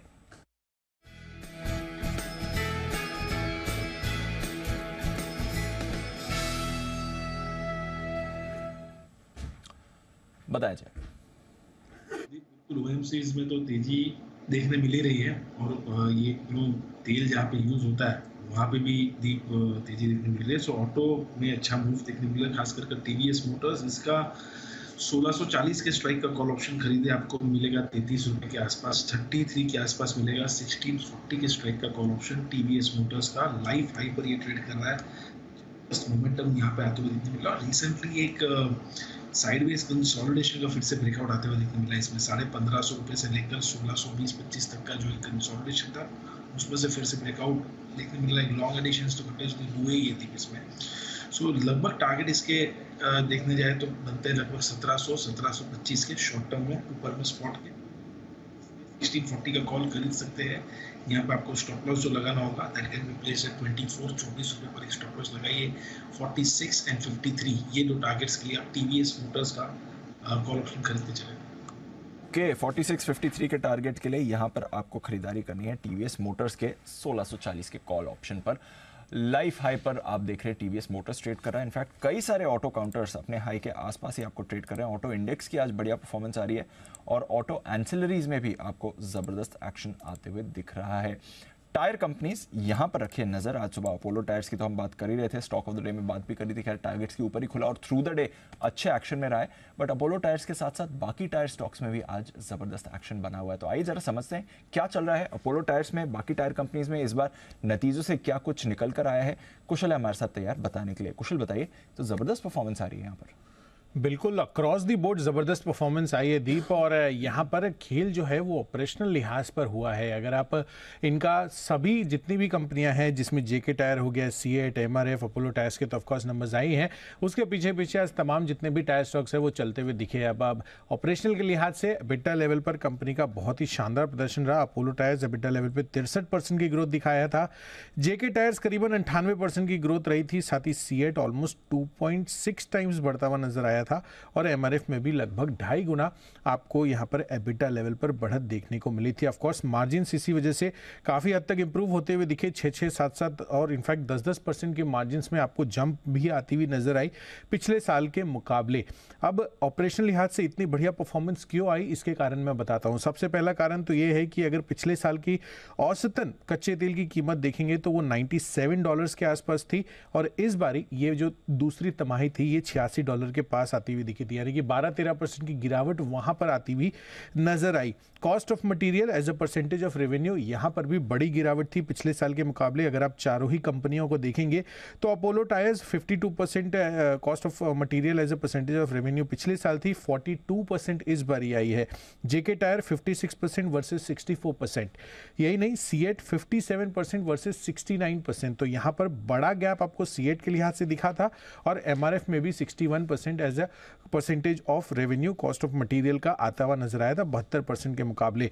तो ये एक बड़ा फैक्टर है दूसरे लेवल पे। तीसरी बड़ी चीज, पैसेंजर व्हीकल सेगमेंट में नए लॉन्चेस होते हुए दिखे थे, काफ़ी सारी ओईएम्स की तरफ से डिमांड कंसिस्टेंटली इंप्रूव होती गई, और ऑफ कोर्स जो सेमीकंडक्टर की सप्लाई लगातार चिंता में बनी हुई थी उसकी वजह से अन्य ऑटो एंसिलरी की डिमांड पर भी दबाव देखने को मिला था, और इसी वजह से यहाँ पर जो परफॉर्मेंस है वापस से जो रिवाइव होती हुई दिखी, सप्लाई चेन की दिक्कतें कम होने के बाद उससे भी तमाम जितनी भी across the board auto ancillary कंपनियां हैं उनको फ़ायदा मिलता हुआ नजर आया था, और बेहतर प्राइसिंग और रियलाइजेशंस का भी सपोर्ट मिला। तो ऑपरेशनल फ्रंट पर ही कंपनियों ने बहुत ही बेहतरीन प्रदर्शन किया, और इसी वजह से आपको एबिटा, मार्जिन और साथ ही मुनाफे में शानदार प्रदर्शन देखने को मिला।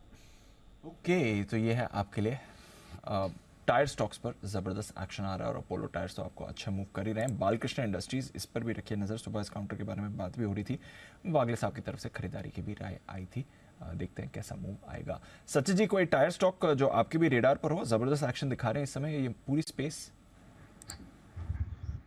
दीपांशु, इनफैक्ट 390 के जोन में हमने इसे रेकमेंड किया था, 410 का लक्ष्य था, वो ऑलमोस्ट यहाँ पर हासिल हुआ है, बट इमीडिएट बेसिस में मुझे लग रहा है थोड़ा सा यहाँ पर मुनाफा बांध देना चाहिए। ओवरऑल अगर ये पूरी स्पेस को देखें तो यहाँ पर परफॉर्मेंस सिर्फ अपोलो टायर की काफ़ी कंसिस्टेंट रही है। बालकृष्ण इंडस्ट्रीज अभी भी थोड़ा सा एक कंसोलिडेशन बैंड में ही लॉक्ड इन रहा है। मुझे लग रहा है यहाँ पर एक अच्छा मोमेंटम बन सकता है अगर 2650 के ऊपर की एक क्लोजिंग एस्टैब्लिश होती है तो फिलहाल तो मुझे लग रहा है अपोलो में से मुनाफा बांधना चाहिए। एंड अगर 2650 ये पर्टिकुलर लेवल बालकृष्ण इंडस्ट्रीज में निकल जाता है तो वहां पर एक फ्रेश मोमेंटम चेस किया जा सकता है 2730 के लक्ष्य के लिए। है आपके लिए कुछ टायर स्टॉक्स जहां पर आपको रखनी है नज़र, और एक्शन में ये पूरी स्पेस आपको आती हुई दिख सकती है। तो टायर्स पर तो आपको बढ़िया मूव दिख रही है, ऑयल मार्केटिंग पर बढ़िया मूव दिख रही है, कुछ और नतीजे भी आ रहे हैं। कुणाल जी, सेंचुरी प्लाई जरा इसका चार्ट भी पुल अप कर लीजिए, रेवेन्यू ग्रोथ अच्छी दिख रही है सर, 909 करोड़ से बढ़कर ऑलमोस्ट 1000 करोड़ का रेवेन्यू आया, 997 करोड़ का रेवेन्यू आया है, तो बढ़िया रेवेन्यू ग्रोथ आपको आती हुई दिख रही है। मुनाफा यहाँ पर हल्की बढ़त है, 94 करोड़ का मुनाफा आपके लिए बढ़कर 97 करोड़ का आते हुए दिख रहा है, बट रेवेन्यू ग्रोथ अच्छी रही है जहां तक सेंचुरी प्लाई का सवाल है। ऑपरेशनल भी देखते हैं, अगर यहाँ पर कुछ अच्छी परफॉर्मेंस आती हुई दिखी है जहां तक सेंचुरी प्लाई के नंबर्स हैं, बट स्टॉक इस समय रिएक्ट कर रहा है। मैं मार्जिन्स और एबिटा की डिटेल्स निकालता हूं सर, तब तक आइए, कामकाजी मुनाफा भी आ गया, अच्छी परफॉर्मेंस है, 123 करोड़ से बढ़कर 145 करोड़ का आपका कामकाजी मुनाफा आया है, बढ़िया परफॉर्मेंस वहां पर भी आपको आती हुई दिख रही है। मार्जिन्स ये भी आपके लिए बढ़कर आए हैं, 13.5% के करीब 14.5% मार्जिन्स आ रहे हैं, तो अच्छे नंबर है। मुनाफे में उतनी ग्रोथ नहीं है, बट ऑपरेशनली बढ़िया परफॉर्मेंस है, रेवेन्यू लेड ग्रोथ भी आई है। सर बताएं चार्ट्स। देखिए दीपांशु 200 डेज मूविंग एवरेज तक स्टॉक फिसला, वहीं से इसमें वापस से मोमेंटम बन रहा है, तो मुझे लगता है कि वापस से तेजी बनने की संभावना है। अगर आज शेयर 640 के ऊपर बंद हो जाता है तो मुझे लगता है वापस से 700 710 के लेवल्स इसमें देखने को मिलेंगे, जहां पर अगला बड़ा रेजिस्टेंस है। तो मेरी ओवरऑल खरीदारी की राय है, मुझे लगता है एक आउट परफॉर्मिंग स्टॉक है जिसमें एक अच्छा करेक्शन आ चुका है। तो इस ब्रेकआउट के बाद अगर आज ब्रेकआउट इसमें कायम हो जाता है तो आप 700 710 के लक्ष्य के लिए बिल्कुल बाय कर सकते हैं। 110 तक के लक्ष्य के लिए करें खरीदारी। सेंचुरी प्लाई, ये स्टॉक जो पसंद है, नहीं पसंद कुणाल जी को है, लेकिन नतीजों के बाद अच्छे नंबर्स आपकी स्क्रीन पर फ्लैश होते हुए दिख रहे हैं। अच्छे स्टॉक अगर आपको पसंद हैं और पसंद करना चाहते हैं तो कुशल आपकी मदद कर रहे हैं। आजकल रोज लेकर आते हैं किसी न किसी ब्रोकरेजेस की तरफ से बेहतरीन दिवाली पिक्स। तो ICICI डायरेक्ट ने दी है अपनी लिस्ट, कौन से शेयर उन्हें पसंद है इस दिवाली पर निवेश के लिए आज से।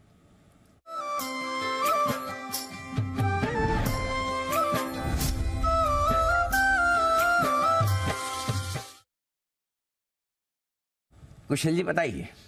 सर काफ़ी बड़ा कोइंसिडेंस हो रहा है, सेंचुरी प्लाई के अभी नंबर्स आए थे और ICICI डायरेक्ट की तरफ से one of the best picks उनकी सेंचुरी प्लाईवुड्स भी है, नंबर्स भी अच्छे आए हैं। तो ऑफ कोर्स यहाँ पर सेंचुरी प्लाईवुड्स ये अब और अच्छी एक्सपेक्टेशंस लगाकर चल रहे हैं, 750 रुपये के टारगेट्स दे रहे हैं, मौजूदा भाव से भी करीबन 17% की ग्रोथ ये एक्सपेक्ट करके चल रहे हैं। इसका रीज़न मैं आपको बता दूँ, भारतीय प्लाईवुड सेक्टर में कि जो ऑर्गेनाइज सेगमेंट है उसमें 25% से ज़्यादा का कंपनी का मार्केट शेयर है। साथ ही जो मास सेगमेंट प्रोडक्ट्स ये लॉन्च करते हैं खासकर प्लाईवुड सेगमेंट में, वहाँ पर अच्छी ग्रोथ आगे आती हुई दिख सकती है और नए प्रोडक्ट लॉन्चेस से भी कंपनी की ग्रोथ बढ़ती हुई नजर आ सकती है। ऑफ कोर्स इंटरनल अक्रूवल्स के जरिए आगे क्षमता विस्तार करने की भी कंपनी की योजना है और इसी वजह से कंपनी का मुनाफा अभी FY23 में जहां 367 करोड़ रुपए का था वो बढ़कर FY25 तक एक्सपेक्टेशंस ये है कि करीबन 521 करोड़ रुपए का हो सकता है। तो सेंचुरी प्लाईवुड्स पहला कॉल इनकी तरफ से आ रहा है। साथ ही दूसरी दिवाली पिक भारत डायनामिक्स है, जहां पर आपको फोकस कर चलना चाहिए, जिसमें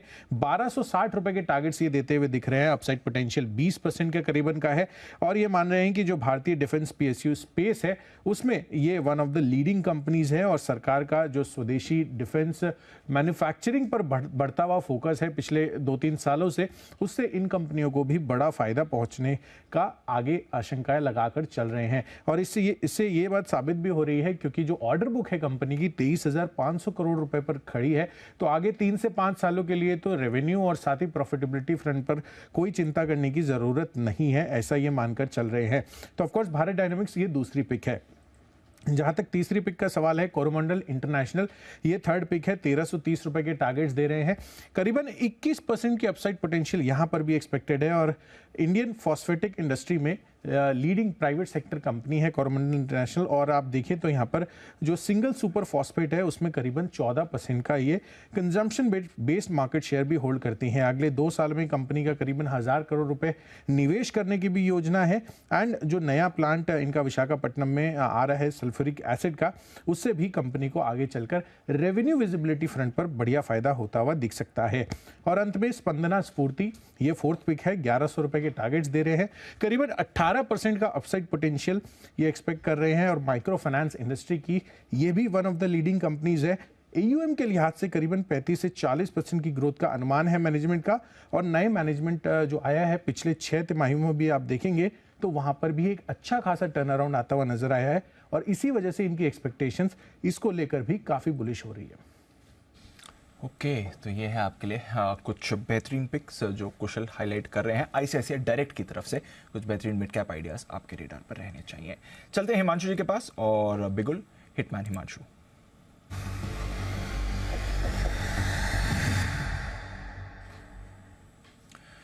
बताएं सर।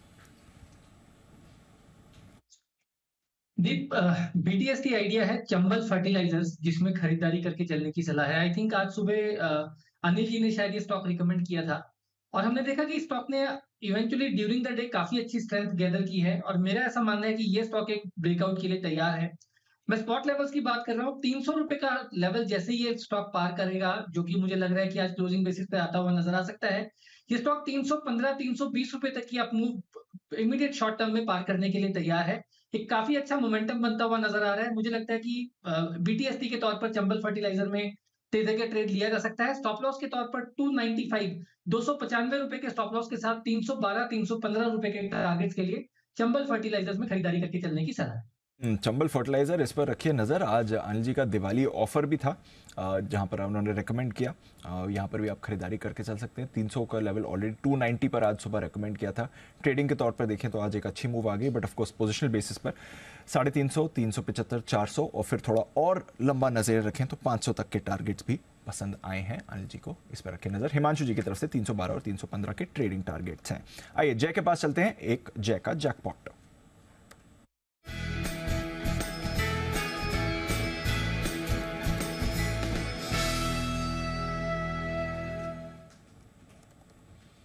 बताएं सर। दीप, फार्मा में मैं बुलिश हुई, मतलब मैंने सिप्ला का कॉल सुबह दिया था, मैनकाइंड दिया, एंड अब मुझे डॉक्टर रेड्डीज सही लग रहा है। इस लेवल पर रिस्क रिवॉर्ड अच्छा है, इसका फ्यूचर्स खरीदारी करने की सलाह है। 54, 80, 82 के आसपास डॉक्टर रेड्डीज फ्यूचर्स ट्रेड कर रहा है अभी भी, इसे खरीदे। यहाँ पे स्टॉप लॉस थोड़ा मैं दूर का दूंगा दीप, ये स्टॉप लॉस बनेगा 53.75 का। सो लगभग 100 रुपये का एक मैं स्टॉप लॉस दे रहा हूँ नीचे, बट देन मुझे टारगेट्स भी अच्छे लग रहे हैं इस पर। ऊपर मुझे ऐसा लग रहा है कि डॉक्टर रेड्डीज में लगभग आपको 5640 से लेकर 5700 तक के लेवल्स मिनिमम देखने मिल सकते हैं इन फ्यू डेज। ओवरऑल अगर उसके ऊपर निकलता है 5700 के ऊपर तो फर्दर आपको एक बड़ा ब्रेकआउट देखने मिलेगा, फिर तभी रिव्यू करके वापस ले सकते हैं। बट एज ऑफ नाउ ये 100 पॉइंट्स के स्टॉप लॉस के साथ डॉक्टर रेड्डीज फ्यूचर्स पर खरीदारी की सलाह है, बिकॉज मुझे ऐसा लग रहा है जो हिसाब से फार्मा इंडेक्स चल रहा है, I mean it's heading towards 16080, 16080 तक के लेवल्स हमें निफ्टी फार्मा इंडेक्स में देखने मिल सकते हैं यहाँ से। मतलब it's more around 500 to 600 points rally pending out there, and इसमें कुछ ऐसे स्टॉक्स है फार्मा के जो अच्छा कर सकते हैं। ओके, निफ्टी फार्मा इंडेक्स यहाँ से 5-6% बढ़ने को तैयार है और फार्मा शेयर में भरपूर एक्शन है। और इस दिवाली इस ऑफर की शुरुआत हमने फार्मा के साथ ही की थी, बिल्कुल कि फार्मा शेयर में, और उसमें भी हमने कहा था कि अगर आपको एग्रेसिव शेयर खरीदने हैं तो आपके लिए औरोबिंदो फार्मा सबसे ज़्यादा रिटर्न मेरे ख्याल से औरोबिंदो ने दी। उस दिन हमारी बात भी थी जब हमने इसकी शुरुआत की थी पिछले सोमवार को exactly. कि सबसे ज़्यादा अगर कोई एक जो कम पसंद आता है लोगों को, बैंक्स में हमने इंडसइंड बैंक का कम पसंद आता है, बिल्कुल देख लीजिए दीप भाई, जो पैसे वही बन रहे हैं जो लोगों को कम पसंद आ रहे हैं, जो ज़्यादा पसंद आ रहे हैं, जो हमारे बार बार लगातार कहते हैं आशु जी, HDFC बैंक टाइप्स वहाँ पैसे बन नहीं रहे, SBI टाइप्स वहाँ पैसे बन नहीं रहे, जो नहीं पसंद आ रहे हैं लोगों को वहीं पैसे बन रहे हैं, आप देख लीजिए। सो डॉक्टर रेड्डीज खरीदने की राय जय की तरफ से आती हुई दिख रही है। अगला बिगुल तैयार है, मेरे ख्याल से सुमित जी की तरफ से बड़ी फरमाइश आती हुई दिखी बिगुल की। सुमित के सुपरहिट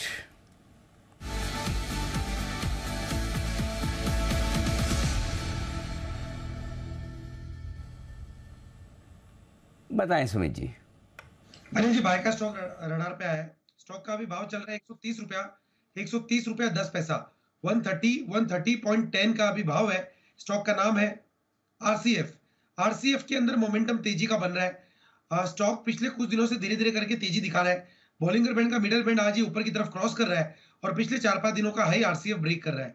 आरसीएफ यहाँ से आज और आने वाले दिनों के अंदर एक बढ़िया जंप ऊपर की तरफ का दिखाना चाहिए, और ये फर्टिलाइजर स्टॉक्स के अंदर मोमेंटम बना भी हुआ है, तो आरसीएफ के अंदर खरीदारी करें। जिन्होंने ले रखा है वो लोग होल्ड करें। स्टॉक का नीचे में जो सपोर्ट है 126 रुपया, 127 रुपए के पास है, तो 126 के स्टॉप लॉस से आरसीएफ में खरीदारी करके चलने का सलाह रहेगा। ऊपर में जो इसका पहला टारगेट बनेगा 134 रुपए का बनेगा, जो दूसरा टारगेट बनेगा 138 रुपए का बनेगा। तो 4-5 दिनों के लिए खरीदारी करें 126 के स्टॉप लॉस से 134, 138 के टारगेट्स के लिए। इस पर करनी है खरीदारी। फर्टिलाइजर शेयर्स पर रखिए नजर। अभी चंबल फर्टिलाइजर पर हिमांशु जी की राय आई और आरसीएफ पर राय आ रही है सुमित जी की तरफ से। एक्शन में स्पेस बन रही है। आइए जय की तरफ से एक कॉल आ रही है, कैश का ऑप्शन।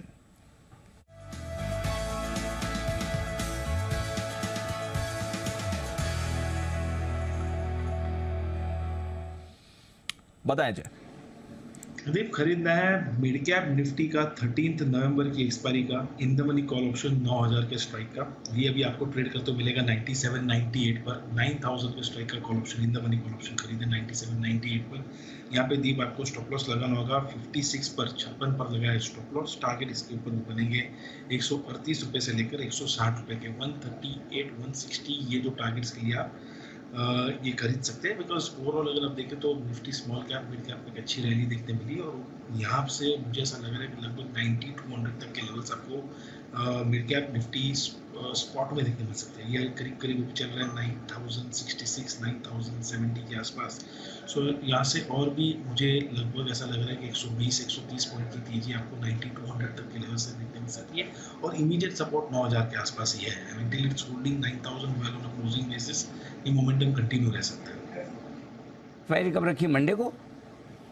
ये 13 नवंबर, यस मंडे नवंबर ऐसा नहीं पता चला। 13 नवंबर में बहुत याद रखना पड़ता। 13 तारीख कब है? नवंबर पहले डे बताओ। सोमवार। हाँ सोमवार तो अभी पता है, आज गुरुवार है, बुधवार है, तो अब सोमवार जो भी आएगा पहले आएगा, तो वो याद रहता है। किसको इजी लगता है डेट याद रखना है, हम डे याद रखना, मुझे बताओ। अगर एक ही हफ्ते का काम हो तो नहीं तो फिर तो दिन ही है। हाँ एक मिनट जरा मैं पोल करवा लेता हूँ ताकि जय ये नहीं सोचे कि मैं इन पे दबाव बना रहा हूँ। ये अगर एक ही हफ्ते का याद रखना हो तो क्या याद रखना आसान है, डे या date? Please come up with your solutions. जी सुमित जी। जी दिन याद रखना ज्यादा बेटर है। Very good, I am always with you. Monday Tuesday Wednesday Thursday Friday. Very good. हाँ बंसल जी बताइए, आपको लिए दोनों मुश्किल होगा मैं जानता हूँ, बट फिर भी अनिल जी सबसे आसान तो डे याद रखना है, but Anil ji we are blessed, Anil ji our panel is blessed, we have got Sandeep Jain ji with us, तो वो डे भी याद रख लेते हैं अनिल जी, डेट भी याद कर लेते हैं 10 साल पुरानी भी, तो उनकी सेवाओं का भी प्रयोग कर सकते हैं अनिल जी हम। हाँ ये बात तो सही है, उनका तो कोई मुकाबला कर नहीं सकता।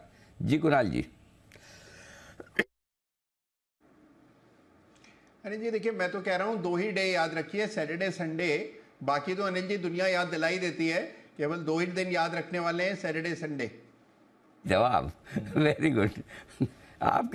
आपकी बातों से साफ झलकता है एकदम आप कितना काम करना चाहते हैं। एकदम प्रूफ आप हाथों हाथ दे रहे थे। बंसल जी ऐसे ही नहीं कहते, जो कहते हैं बंसल जी एकदम सही कहते हैं। जी बंसल जी आपकी बात फिर से प्रूव हो गई। जी आशीष सर। अनिल जी देखिए डे और डेट, क्योंकि वीकली एक्सपायरी, मंथली एक्सपायरी, हर रोज एक्सपायरी है, तो डे क्लैरिटी के लिए तो डे और डेट। और अनिल जी जो राकेश जी ने संदीप जी के लिए बोला ना, वो तो डे और डेट नहीं अनिल जी, उनको तो कुछ पिछले जन्म की भी बातें याद है, मतलब वो पुराने पिछले जन्म का ही बता देंगे, इतना ज्यादा उनकी याददाश्त है ऐसी। वो गजब डेट याद रखते हैं, मतलब कोई इतनी डेट कैसे याद रख सकता है। सच में। हाँ जैन साहब ने मतलब सब याद है, या तो जैन साहब को गॉड गिफ्ट है, बचपन से ही पैदा होने के बाद से ऐसा है, या उन्होंने कोई ऐसा कोर्स किया है मेमोरी वाला, या कोई उनके साथ ऐसा हादसा हुआ हो उसके बाद उन्हें सारी डेट अपने आप याद रहने शुरू हो गई हो कि मतलब भूलने के ऊपर बहुत भारी नुकसान हो जाता हो, तो याद रखना आदमी अपने आप शुरू करे। कुछ तो ऐसा हुआ होगा जिन साहब के साथ, आएंगे शो में तब पूछेंगे हम जरूर। अच्छा सुमित जी कुछ कहना चाहते हैं? जी सुमित जी। अनिल जी बाकी किसी को तो डेट याद नहीं है, तो वो जो भी डेट बोलेंगे वो सही है, ऐसा भी हो सकता है। ये फॉर्मूला भी ठीक है, हो सकता है जैन साहब लगाते हो अपने ऊपर, क्या होता है, कौन काउंटर करेगा। बहुत बढ़िया है। चलिए बढ़ते आगे, और अपोलो हॉस्पिटल्स जी अपने नंबर पेश करेगा कल। नतीजों का अनुमान पहले समझ लीजिए नूपुर से। नूपुर बताइए। बिल्कुल सर, ऑपरेशनली थोड़े कमज़ोर रह सकते हैं अपोलो हॉस्पिटल के जो नतीजे हैं Q2 के, वो कंपनी की आय देखे तो हालांकि यहाँ पे 11% का अनुमान लेके चल रहे, 4740 करोड़ के आसपास आती हुई दिखेगी। ऑपरेशनल लेवल पे सिर्फ 2% की ग्रोथ लेके चल रहे, 580 करोड़ का मुनाफा आ सकता है। कंसोलिडेटेड लेवल पे मार्जिन भी देखेंगे तो यहाँ पे आपको थोड़ा श्रिंक होते हुए दिखेंगे, थोड़े घटते हुए नजर आएंगे, 13% से घट के 12% के मार्जिन हो सकते हैं। और मुनाफा भी देखें तो सिर्फ 8% की ग्रोथ ही यहाँ पर लेके चल रहे, 230 करोड़ के आसपास मुनाफा आ सकता है। हॉस्पिटल कारोबार में थोड़ी म्यूटेड ग्रोथ है, सिर्फ 11% की ग्रोथ लेके चल रहे। हॉस्पिटल सेल्स टू एबिटा भी 5% की ग्रोथ ही आती हुई नजर आएगी। ऑक्यूपेंसी में थोड़ी सुधार आपको नजर आ सकती है, लेकिन जो कंपनी का ऑनलाइन बिजनेस है 24/7 उसमें घाटे बढ़ते हुए दिखेंगे, तो आपको ऑपरेशनली नंबर्स थोड़े कमजोर आते हुए नजर आ सकते हैं। फार्मेसी बिजनेस पर की ग्रोथ पर नजर रहने वाली है, तो ये इंपॉर्टेंट होगा। हॉस्पिटल कारोबार ठीक ठाक रहने वाला है, लेकिन 24/7 जो है अपोलो, वहां पे घाटे बढ़ेंगे, जिसकी वजह से ऑपरेशनली नंबर्स थोड़े कमजोर अपोलो हॉस्पिटल की तरफ से हो सकते हैं। अपोलो हॉस्पिटल हल्के फुल्के कमजोर नंबर्स आने की उम्मीद आप लेकर चल सकते हैं। स्टॉक हालांकि 30 रुपये मजबूती के साथ, हाँ अपोलो हॉस्पिटल नीचे। औरोबिंदो फार्मा में सोचा, और अपोलो हॉस्पिटल के रिजल्ट्स आने वाले, औरोबिंदो फार्मा का स्टॉक क्यों आ रहा है? हाँ तो औरोबिंदो फार्मा तो सुबह से मजबूत है। अपोलो हॉस्पिटल का चार्ट दिखाइए। इस बीच CESC के नतीजे भी आपकी स्क्रीन पर आते हुए दिख रहे हैं।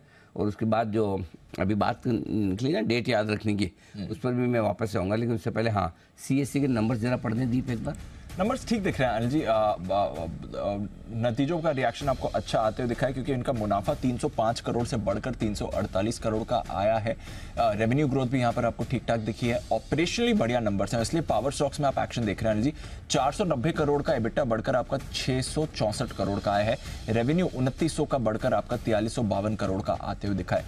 ऑपरेशनली अच्छे नंबर्स हैं, रेवेन्यू लेड ग्रोथ आपको आती हुई दिख रही है, मुनाफे में भी आपने अच्छी बढ़त देखी है। तो ओवरऑल बढ़िया नंबर्स दिख रहे हैं और साथ ही कंपनी कह रही है कि रिन्यूएबल एनर्जी सेक्टर में इनका निवेश बढ़ाने का विचार भी आ रहा है। तो अच्छे नंबर CSE के लिए और स्टॉक पर रिएक्शन भी वैसे ही 4.5% ऊपर इस समय दिख रहा है। 3 GW तक की क्षमता की रिन्यूएबल एनर्जी पे निवेश करें। पावर स्टॉक्स की तेजी में CSE ने बिल्कुल भी पार्ट अंडर परफॉर्मिंग स्टॉक है, कुछ नहीं किया और मेरे ख्याल से सबसे कम चलने वाला अगर कोई पावर स्टॉक है तो CSE। फाइनली अच्छे नंबर्स आए, हो सकता है कुछ लोगों की नजरें इनायत हो इस पर। Let's see what happens. Sethi साहब के रडार पे एक वंस अपॉन अ टाइम रहा करता था। ये आपके लिए। अच्छा बाय द वे कहाँ है हमारे सारे एक्सपर्ट्स, एक बार जरा लाएं उनको स्क्रीन पर। थोड़ी देर पहले जब हम बात करते सुमित जी की तरफ से, पार्टी की तरफ से, तो पार्टी की बात किसने छेड़ी थी? जय ने कहा था ना कि सुमित जी ने पार्टी दी थी। नहीं, सेठी साहब ने कहा था। हाँ, सुमित जी ने पार्टी, कुणाल जी ने कहा था, हमें नहीं। साहब आपको जान के आश्चर्य होगा, आपको आज याद भी नहीं होगा कि आपकी शादी कब हुई। ठीक है, जैन साहब ने मुझे मैसेज उस समय लिखा, मैंने तो अभी देखा जी, बोले कि सुमित जी ने अप्रैल 2018 में शादी की पार्टी दी होगी। सुमित जी की शादी उनको पता है। वैसा भी वही बात है, सुमित जी को खुद की शादी नहीं पता याद होगी। आपकी अप्रैल 2018 में हुई थी। अनिल जी देखो, उनका भी कुछ फैमिली फंक्शन था, वो सेम डेट पे, इसके लिए उनको याद है। लेकिन हाँ, उनकी दाद देनी पड़ेगी याददाश्त की। उनको एकदम प्रॉपर याद है, अप्रैल 2018 में ही हुई थी। भाई साहब कितनी शादियों के वक्त मेरे कितने फंक्शन होते, मुझे आज एक का याद नहीं है। हम हमारी खुद की ढंग से याद रख ले, वो बड़ी बात है। जी कुणाल जी। अनिल जी बिल्कुल अद्भुत बात करी आपने अनिल जी। जैन साहब को याद है अनिल जी, ये तो बड़ी बात है। लेकिन अनिल जी सुमित जी को भी याद ठीक से नहीं है। अगर होगा भी तो अनिल जी कहना नहीं चाहते हैं। तो याद तो अनिल जी सबको होती है शादी की डेट, आदमी याद नहीं करना चाहता है। देखो लिखा अप्रैल 2018 में सुमित जी ने दिया होगा हिज मैरिज क्वेश्चन मार्क करके मुझे पूछा। मैं तो अभी देखा 2:36 का मैसेज, उस समय देखा नहीं, अभी देखा तो याद है। जैन साहब ने तब भी लिख के भेजा सुमित जी की। ओ भाई साहब, इतना तो हमको मतलब बहुत इम्पॉसिबल है। जी बंसल जी। देखिए अनिल जी, मामला ना गड़बड़ है अनिल जी। सुमित जी जो हर पल छोटी छोटी चीज की फोटो खींच के डालने वाले हैं ना। इस पार्टी की अनिल जी फोटो डाली, मतलब कि दिल्ली वालों को अवॉइड कर रहे थे। और ना कल अनिल जी वो जो आजकल नया ट्रेंडिंग है ना, जैसे टायर पंचर हुआ तो फोटो खींच के डाली। हाँ। तो अनिल जी कल भी मामला गड़बड़ था। इस पार्टी को भी अनिल जी अवॉइड करना चाह रहे थे कि लोगों को पता न चले। फोटो नहीं डाली अनिल जी, पल फोटो डालते हैं अनिल जी। अभी जी बिजनेस पे जब बजट पे आते हैं, गैस कॉर्ड को अनिल जी यूज करते हैं, अलग अलग पोज बना के अलग अलग अपनी फोटो दिखाते हैं। एक भी फोटो अनिल जी इनकी नहीं देखी सोशल मीडिया के ऊपर। नहीं देखो 2018 में नहीं बुलाया हो तो देखो उस समय तो इतना शुरू हुआ ही था जी बिजनेस में हमारा। तो अब मेरे ख्याल से तब तो इतनी वो बॉन्डिंग जान पहचान नहीं थी, तो शायद हो सकता है जी। अब कभी मौका मतलब शादी का नहीं, कोई और मौका लगेगा तो जरूर बुलाएंगे आपको, चिंता न करें, भरोसा रखें आप पंचल जी। शादी हो गई तो क्या, बाकी आगे दूसरे और बहुत सारे फंक्शन होते हैं भविष्य में, उनके लिए आपको बुलाएंगे। सुमित जी के बच्चों की शादी भी होगी, चिंता न करें, आपका नंबर आएगा। जी सुमित जी। अनिल जी देखिए, फिलहाल तो कोटा फुल है, 2 बच्चे हो गए अनिल जी। दूसरे बच्चे की पार्टी अभी रिसेंटली दे दी थी। अब आगे जब बच्चों की शादी होगी तब नंबर आएगा, तब पार्टी होगी अनिल जी। मैं तो आपको देख के ही पहचान लिया था, हमें तो उम्मीद है ही नहीं, इसलिए मेरे बीच वाला कोई बोला ही नहीं। मैंने सीधा बच्चों की शादी का ही बोला। 25 साल बाद कौन पूछने वाला सुमित जी को बुला रहे। मैं तो सीधा इसलिए इनडायरेक्टली मैं इनको ठंडा ही कर रहा था। तो उम्मीद न रखे सुमित जी से। चलिए, तो ये है आपके लिए अपोलो हॉस्पिटल के नतीजों का पूरा अनुमान आपके लिए आता हुआ। हिमांशु जी के लिए एक बिगुल अपॉइंटमेंट। हिमांशु।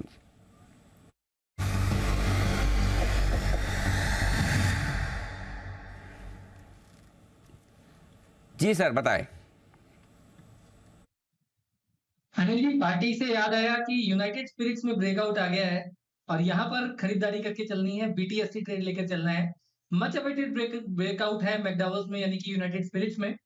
जो कि काफी दिनों से एक साइडवेज कंसोलिडेशन के मूड में था, लेकिन आज पिछले 3-4 दिनों की जो सप्लाई जोन थी 1080, 1090, उसको ये स्टॉक पार कर रहा है।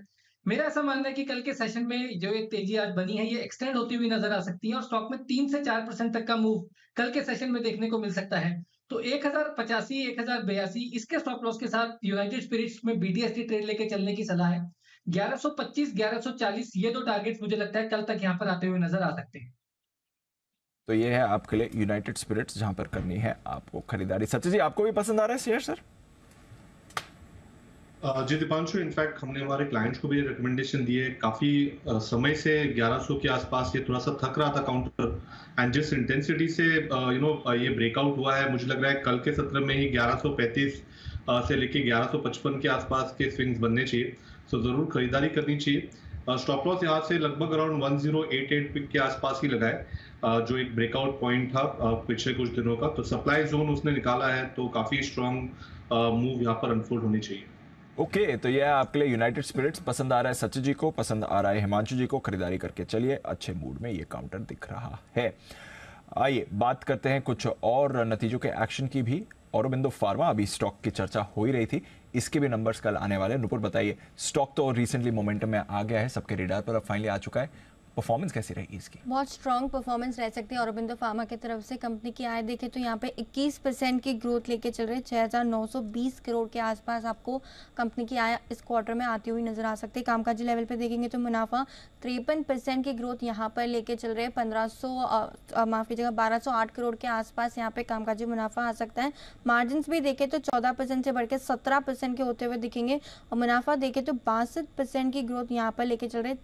665 करोड़ के आसपास आपको मुनाफा भी आते हुए दिखेगा। बेस हालांकि थोड़ा सा लो है, लेकिन मार्जिन एक्सपेंशन की उम्मीद है।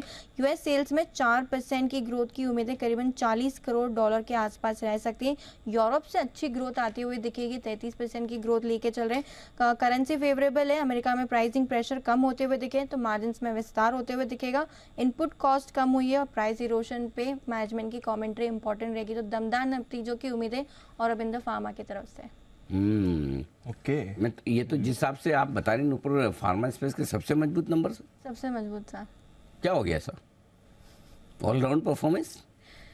उम्मीद तो यही है सर। यूएस भी सपोर्ट है, यूरोप में भी सपोर्ट है। ये स्टॉक आया हमारे रडार पे बिल्कुल। दिवाली इस बार की थीम रही है फार्मा अर्निंग्स में, एक तो अंडर परफॉर्मेंस मूव कर रहे हैं, साथ ही यूएस सेल सबकी रिकवर हो रही है। US recovery, Cipla, exactly, gland, Aurobindo सब में हमने सेम आप रेवेन्यू रिकवरी के आसार जो केमिकल कंपनियों में दिख रहे हैं, एग्जैक्टली एक्शन आता हो जाएगा। सेम यूएस रिकवरी के आसार औरोबिंदो में दिख रहे हैं। अभी वॉल्यूम रिकवरी है, फिर प्राइस रिकवरी आएगी, फॉलोड बाय प्राइस रिकवरी, है ना। तो ये दिख रहा है, तो इसलिए आप औरोबिंदो फार्मा के दमदार नतीजों के लिए रहिए तैयार।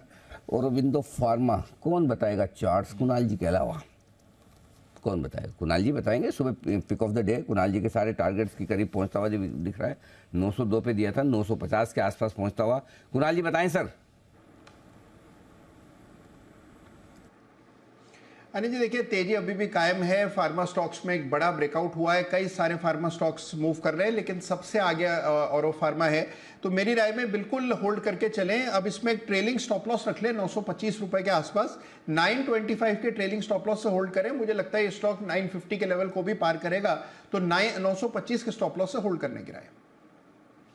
यह है आपके लिए औरोबिंदो, जहां पर रखनी है नजर। देखते हैं, बाजार की एक्सपेक्टेशन हाई है, स्टॉक में थोड़ा मोमेंटम भी आ गया है, अब परफॉर्मेंस इसकी कैसे आती है ये इंटरेस्टिंग रहेगी। HPL इलेक्ट्रिक, इस पर भी रखिए नजर। नंबर्स आ रहे हैं, 302 करोड़ की आय बढ़कर आपकी 350 करोड़ आ रही है। अच्छी ग्रोथ आपको रेवेन्यू में दिखी है। 22 करोड़ का मुनाफा बढ़कर 81 करोड़ का आ रहा है। देखना पड़ेगा, कुछ माफ कीजिए, कॉनकॉर्ड बायोटेक है। तो HPL इलेक्ट्रिक में आपने 300 करोड़ की आय देखकर 350 करोड़ की देखी है। यहाँ पर आपका 6.25 करोड़ का बढ़कर 11 करोड़ का आते हुए दिख रहा है। तो यहाँ पर आपको स्पाइक दिख रहा है, 5% ऊपर अब आपके लिए HPL इलेक्ट्रिक हो चुका है। कॉनकॉर्ड बायोटेक के भी नंबर्स आए हैं, वो भी आपको काफी मजबूत दिख रहे हैं, तो यहाँ पर भी आपको एक्शन आते दिखेगा। कुछ mid cap small cap cash के नंबर्स जो आ रहे हैं रिसेंट कुछ दिनों में, वो शानदार रहे हैं और वैसे ही रिएक्शन आपके ये सारी चार्ट्स में भी दिख रहा है। आई थिंक 5% का ही सर्किट है HPL इलेक्ट्रिक पर, तो डन फॉर द डे हो चुका है। कॉनकॉर्ड बायोटेक पर रखिए नजर, 14% ऊपर ये काउंटर ट्रेड कर रहा है।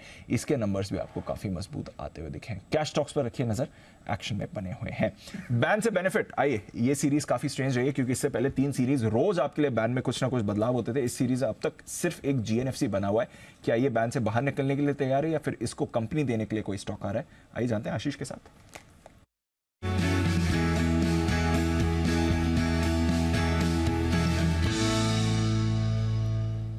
नेचुरली अगर आशीष आए हैं, एक ही स्टॉक बैन में है, या तो बाहर निकल रहा होगा एग्जैक्टली, या कोई आ रहा होगा। बाकी तो आशीष आते नहीं। बाकी तो generally this is tea time. Ashish नहीं सर, फिलहाल एक हफ्ते से तो टी टाइम है। लेकिन ऑनेस्टली मैं भी मिस कर रहा हूँ, स्टॉक्स कम आ रहे हैं बैन में और बाहर भी नहीं निकल रहे। GNFC भी अगर आप देखें तो 91% पड़ा हुआ है। रोज चेक करता हूँ कि शायद कोई अपडेट आ जाए, लेकिन अपडेट नहीं है। आज फाइनली काफी दिनों के बाद एक स्टॉक ऐसा है जो एंट्री करने के लिए तैयार हो रहा है। बैन लिस्ट का फेवरेट स्टॉक है डेल्टा कॉर्प, जहां पर अगर आप देखें तो पोजीशन थोड़ी सी ऊपर है, 95% से भी सिग्निफिकेंटली ऊपर नहीं है, 96.5% है। 95% के आंकड़े को क्रॉस कर लिया है। इसके लिए उम्मीद है कि स्टॉक अब आपको डेल्टा कॉर्प भी बैन में दिखेगा तो टोटल डबल हो जाएगी आपकी लिस्ट। आपके पास GNFC ऑलरेडी है जिसकी पोजीशन 91% है, ये तो बैन से बाहर निकल नहीं रहा, लेकिन इसको कंपनी देने आ रहा है delta Corp 96.5% market wide position limit के साथ। डेल्टा कॉर्प इसमें तो आज ज्यादा मूवमेंट नहीं आया आशीष। हाँ, लेकिन पोजीशंस बन रही थी। कल भी अगर पोजीशंस देखें तो 90% पर क्लोज हुई हैं। आज 96.5% है, तो उम्मीद है कि स्टॉक बैन में आ जाए। ओके, बैन का फेवरेट है डेल्टा कॉर्प। यूजुअली पहले 1-2 दिन में आ जाता है, इस बार थोड़ा टाइम लगा, बट अब बैन में आने की तैयारी में है। तो चलिए, डेल्टा कॉर्प पर रहेगी हमारी नजर। नतीजे भी आप कुछ लेकर आए आशीष मेटल्स में। आई थिंक नैल्को पर हमारी नजर बनी हुई है, उसकी भी बात करनी है। एक बार उसका भी अनुमान आप पुल अप कर लीजिए और फिर बात करते हैं कैसे रहेंगे नैल्को के नतीजे। बताएं आशीष। बिल्कुल, नाल्को के नतीजे अगर आप देखें तो अच्छे देखने को मिल रहे। देखिए, दरअसल एल्यूमिनियम सेगमेंट में हमने देखा भी है कि अब तक वेदांता के केस में भी हमने देखा था कि जो कॉस्ट ऑफ प्रोडक्शन है ये घटा है, करीब 3 से 5% की यहाँ पर गिरावट आई है, तो इसका एक बेनिफिट देखने को मिलता है। अब पिछले साल का जो बेस है वो भी छोटा है, लेकिन वॉल्यूम्स थोड़ी सी कम रही है, इसके चलते टॉप लाइन में अगर आप देखें तो 9% की गिरावट है।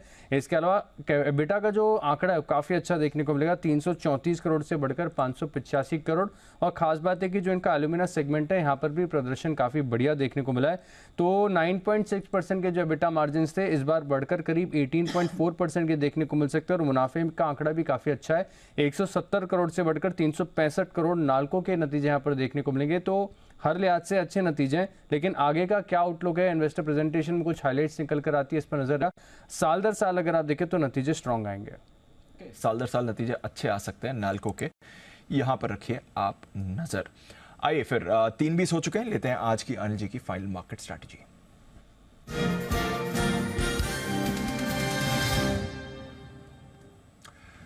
ग्लोबल एक्शन सुस्त है अनिल जी, एकदम फ्लैट है। डाउ और नास्डैक फ्यूचर्स, S&P फ्यूचर्स पे भी कुछ नहीं हो रहा है।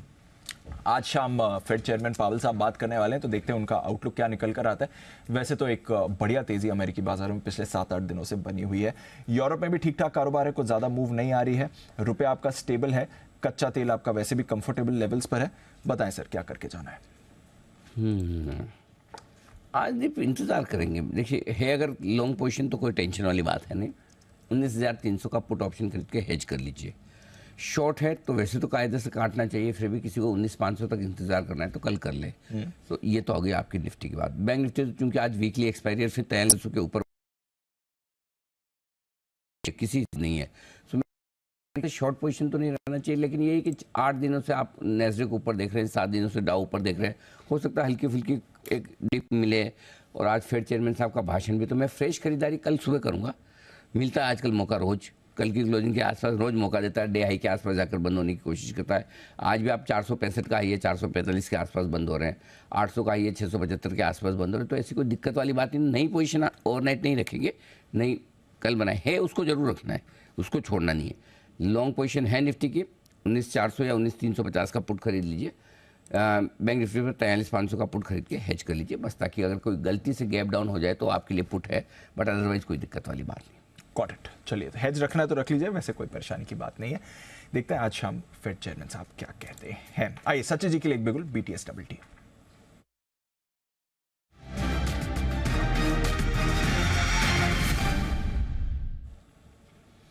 बताएं सचिन जी। दीपांशु, यहाँ पर ग्लेनमार्क फार्मा में एक फ्रेश ब्रेकआउट हुआ है। एक अच्छा पुलबैक ड्यूरिंग द डे नजर आया था, उसके बाद वापस 785 का जो एक हर्डल था वापस इसने पार किया है। 60 मिनट चार्ट पे एक very rare continuation candlestick continuation pattern है राइजिंग 3, एंड जिस तरीके से ओवरऑल स्ट्रक्चर है मुझे लग रहा है लगभग अराउंड 820 तक ये पर्टिकुलर रैली एक्सटेंड होनी चाहिए। सो खरीदारी करनी है ग्लेनमार्क फार्मा में। स्टॉप लॉस आप 772 पे लगाए, एंड 1 से 2 दिनों में ही मुझे लग रहा है 820 के आसपास का स्विंग एक कंफर्टेबली बन जाना चाहिए। डिस्क्लोजर होगा कि हमने हमारे क्लाइंट्स को भी ये रिकमेंडेशन दी है सिमिलर ट्रेड सेटअप के साथ। ओके, तो ये है आपके लिए सचिन जी की तरफ से ग्लेनमार्क पर नजर। फार्मा शेयर्स यहीं पर आपको मोमेंटम आते हुए दिख रहा है, ये स्पेस काफ़ी एक्टिव हो रही है। फाइनल कुछ मिनट बाकी हैं क्लोजिंग के लिए, और आइए कुछ और स्टॉक्स पर नजर डाल देते हैं जहां पर मूव आ रही है। सेल स्टील अथॉरिटी में एक बाउंस बैक आपको आते हुए दिखा है, इसको भी अपने रेडार पर रखिएगा। आरबीएल बैंक आज ये भी काफ़ी एक्टिव हुआ है हाई बीटा स्पेस से, यहाँ पर भी आपको एक मूव आते हुए दिख रही है। देखते हैं कितने एक्शन में ये रहता है। जय, एक बार आरबीएल बैंक का चार्ट देख लें, 240 का लेवल क्रॉस किया है, अच्छी मूव आ रही है आज, कोई राय इस पर?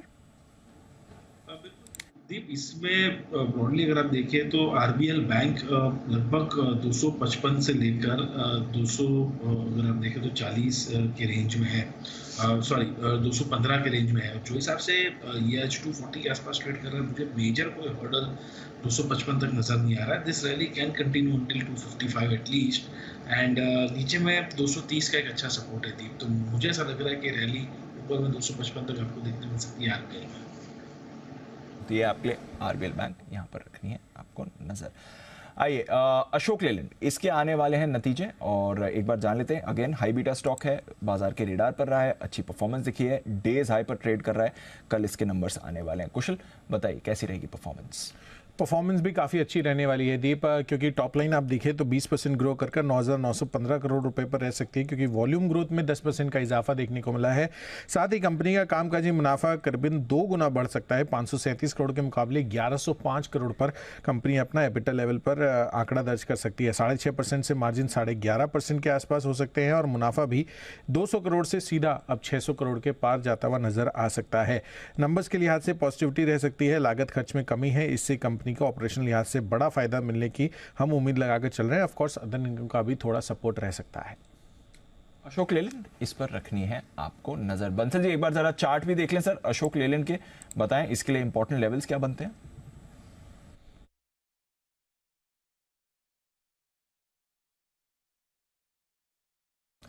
सर ऑडियो म्यूट हो गया बंसल जी। सॉरी दीपांशु, सबसे इंपॉर्टेंट लेवल तो दीपांशु 171 का है, जो नीचे में एक अच्छा सपोर्ट है, वहां का स्टॉप लॉस लगाना चाहिए। टेक्निकली 177, 178 के नियर टर्म टारगेट्स हैं, इन टारगेट्स के लिए खरीदारी की राय है। जिस तरीके का टेक्निकल स्ट्रक्चर है अशोक लेलैंड का, हाई प्रोबेबिलिटी है कि ये जो टारगेट्स हैं ऊपर के कल सेकेंड हाफ से पहले देखने को मिल सकते हैं। यह है आपके लिए अशोक लेलैंड, इसके आएंगे कल नंबर्स, रखिएगा इस पर नजर, देखते हैं कैसी रहेगी इसकी परफॉर्मेंस। इन्फो एज आज इस पे एक बड़ी मूव आई है, 3.5% ऊपर इन्फो एज आपके लिए बंद हो रहा है। एक बार जरा सचिन जी से इन्फो एज के चार्ट पर राय लेने। सचिन जी देखें इन्फो एज, जरा बताएं क्या करके जाना है इसमें सर?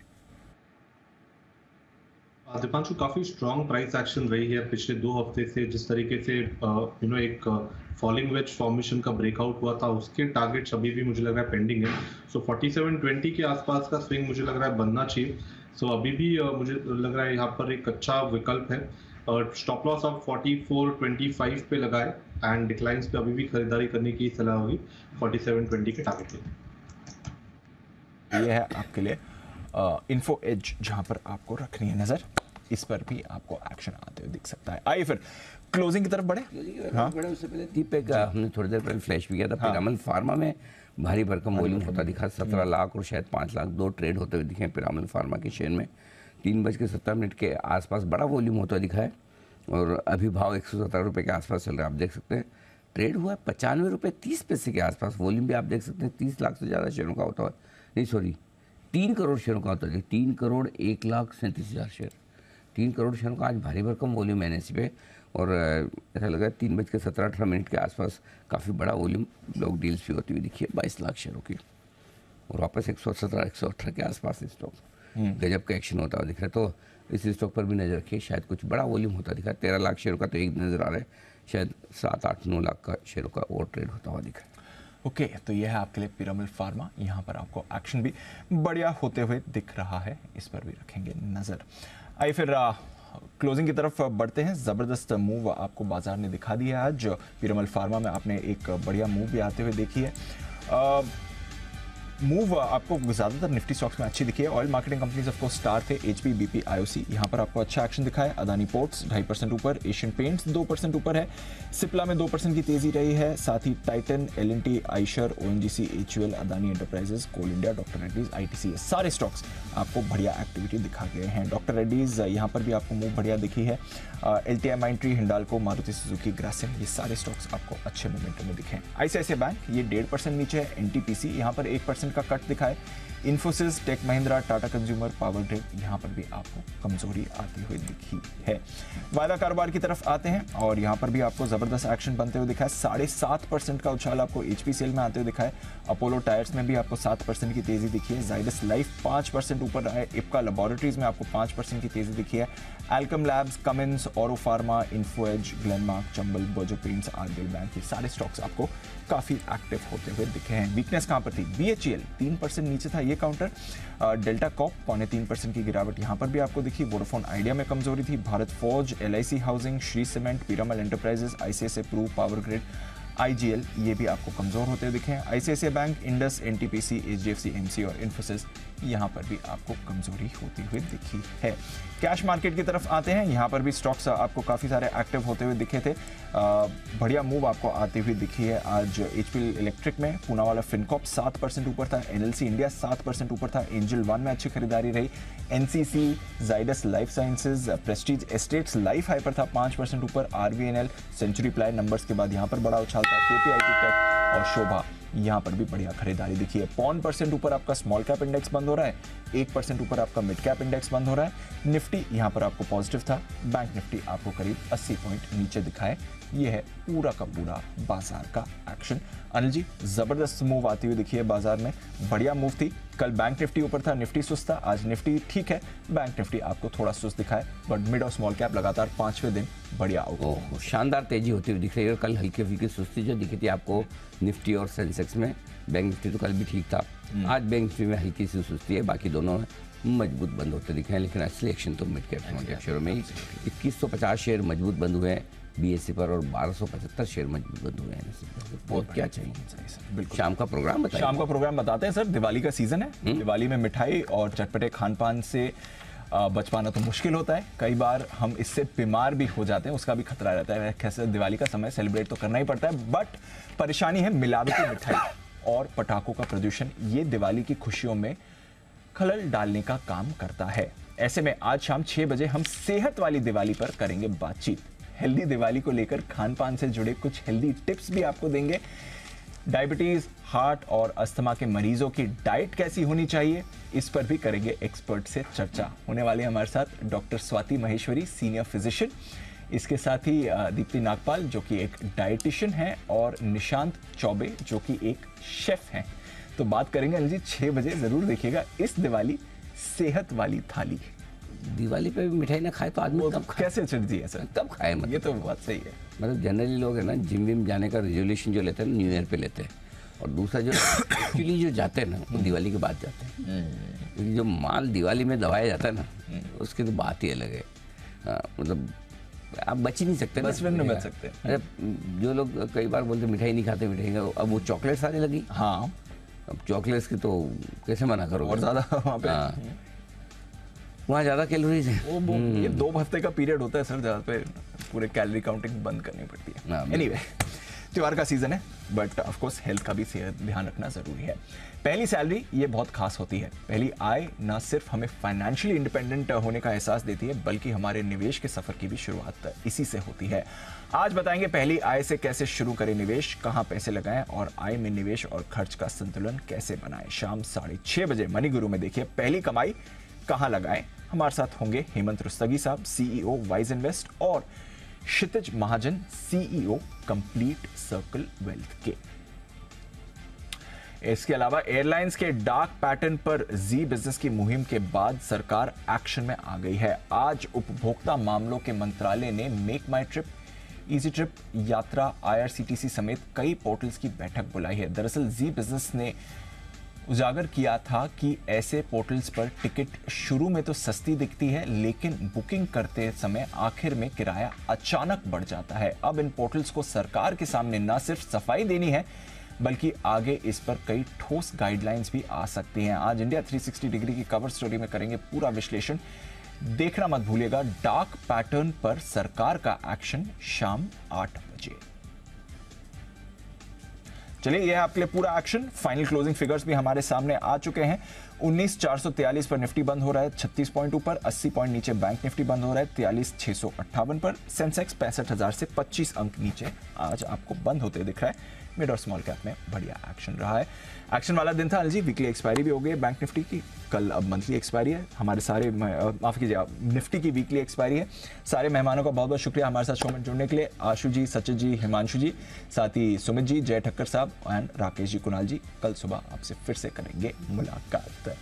मृत्युंजय भी है, हाँ डन। जय जय का जय, आपको थैंक यू बोलना तो बोल दो, फिर बाद में आप बोलो मेरा रह गया थैंक यू बोलना। जी मैंने कहा थैंक यू। हाँ, जय का तो बाकी सबका तो मुस्कुराहट के साथ आया, जय का शब्दों के साथ आता है। फिर बाद में रह जाएगा तो जय फिर बोले कल मेरा तो कल रह गया था थैंक यू, तो आपने मुझे मौका नहीं दिया। तो जय की तरफ से हो चुका है धन्यवाद, हमारी तरफ से भी धन्यवाद। आइए, मृत्युंजय है तैयार, बताएं मृत्युंजय। बिल्कुल सर, दिवाली का हफ्ता है और गोल्ड का मार्केट, अच्छी बात यह है कि जिस रफ्तार से गोल्ड ऊपर जा रहा था वो रफ्तार थोड़ी थमी है, क्योंकि जिस रफ्तार से मार्केट ऊपर जा रहा था लग रहा था कि इस दिवाली पे गोल्ड पिछला सारा रिकॉर्ड तोड़ देगा कीमतों का, लेकिन ऐसा होता हुआ दिख नहीं रहा है, क्योंकि पिछले हफ्ते के मुकाबले गोल्ड में करीब करीब 1100 रुपए की गिरावट आ गई है।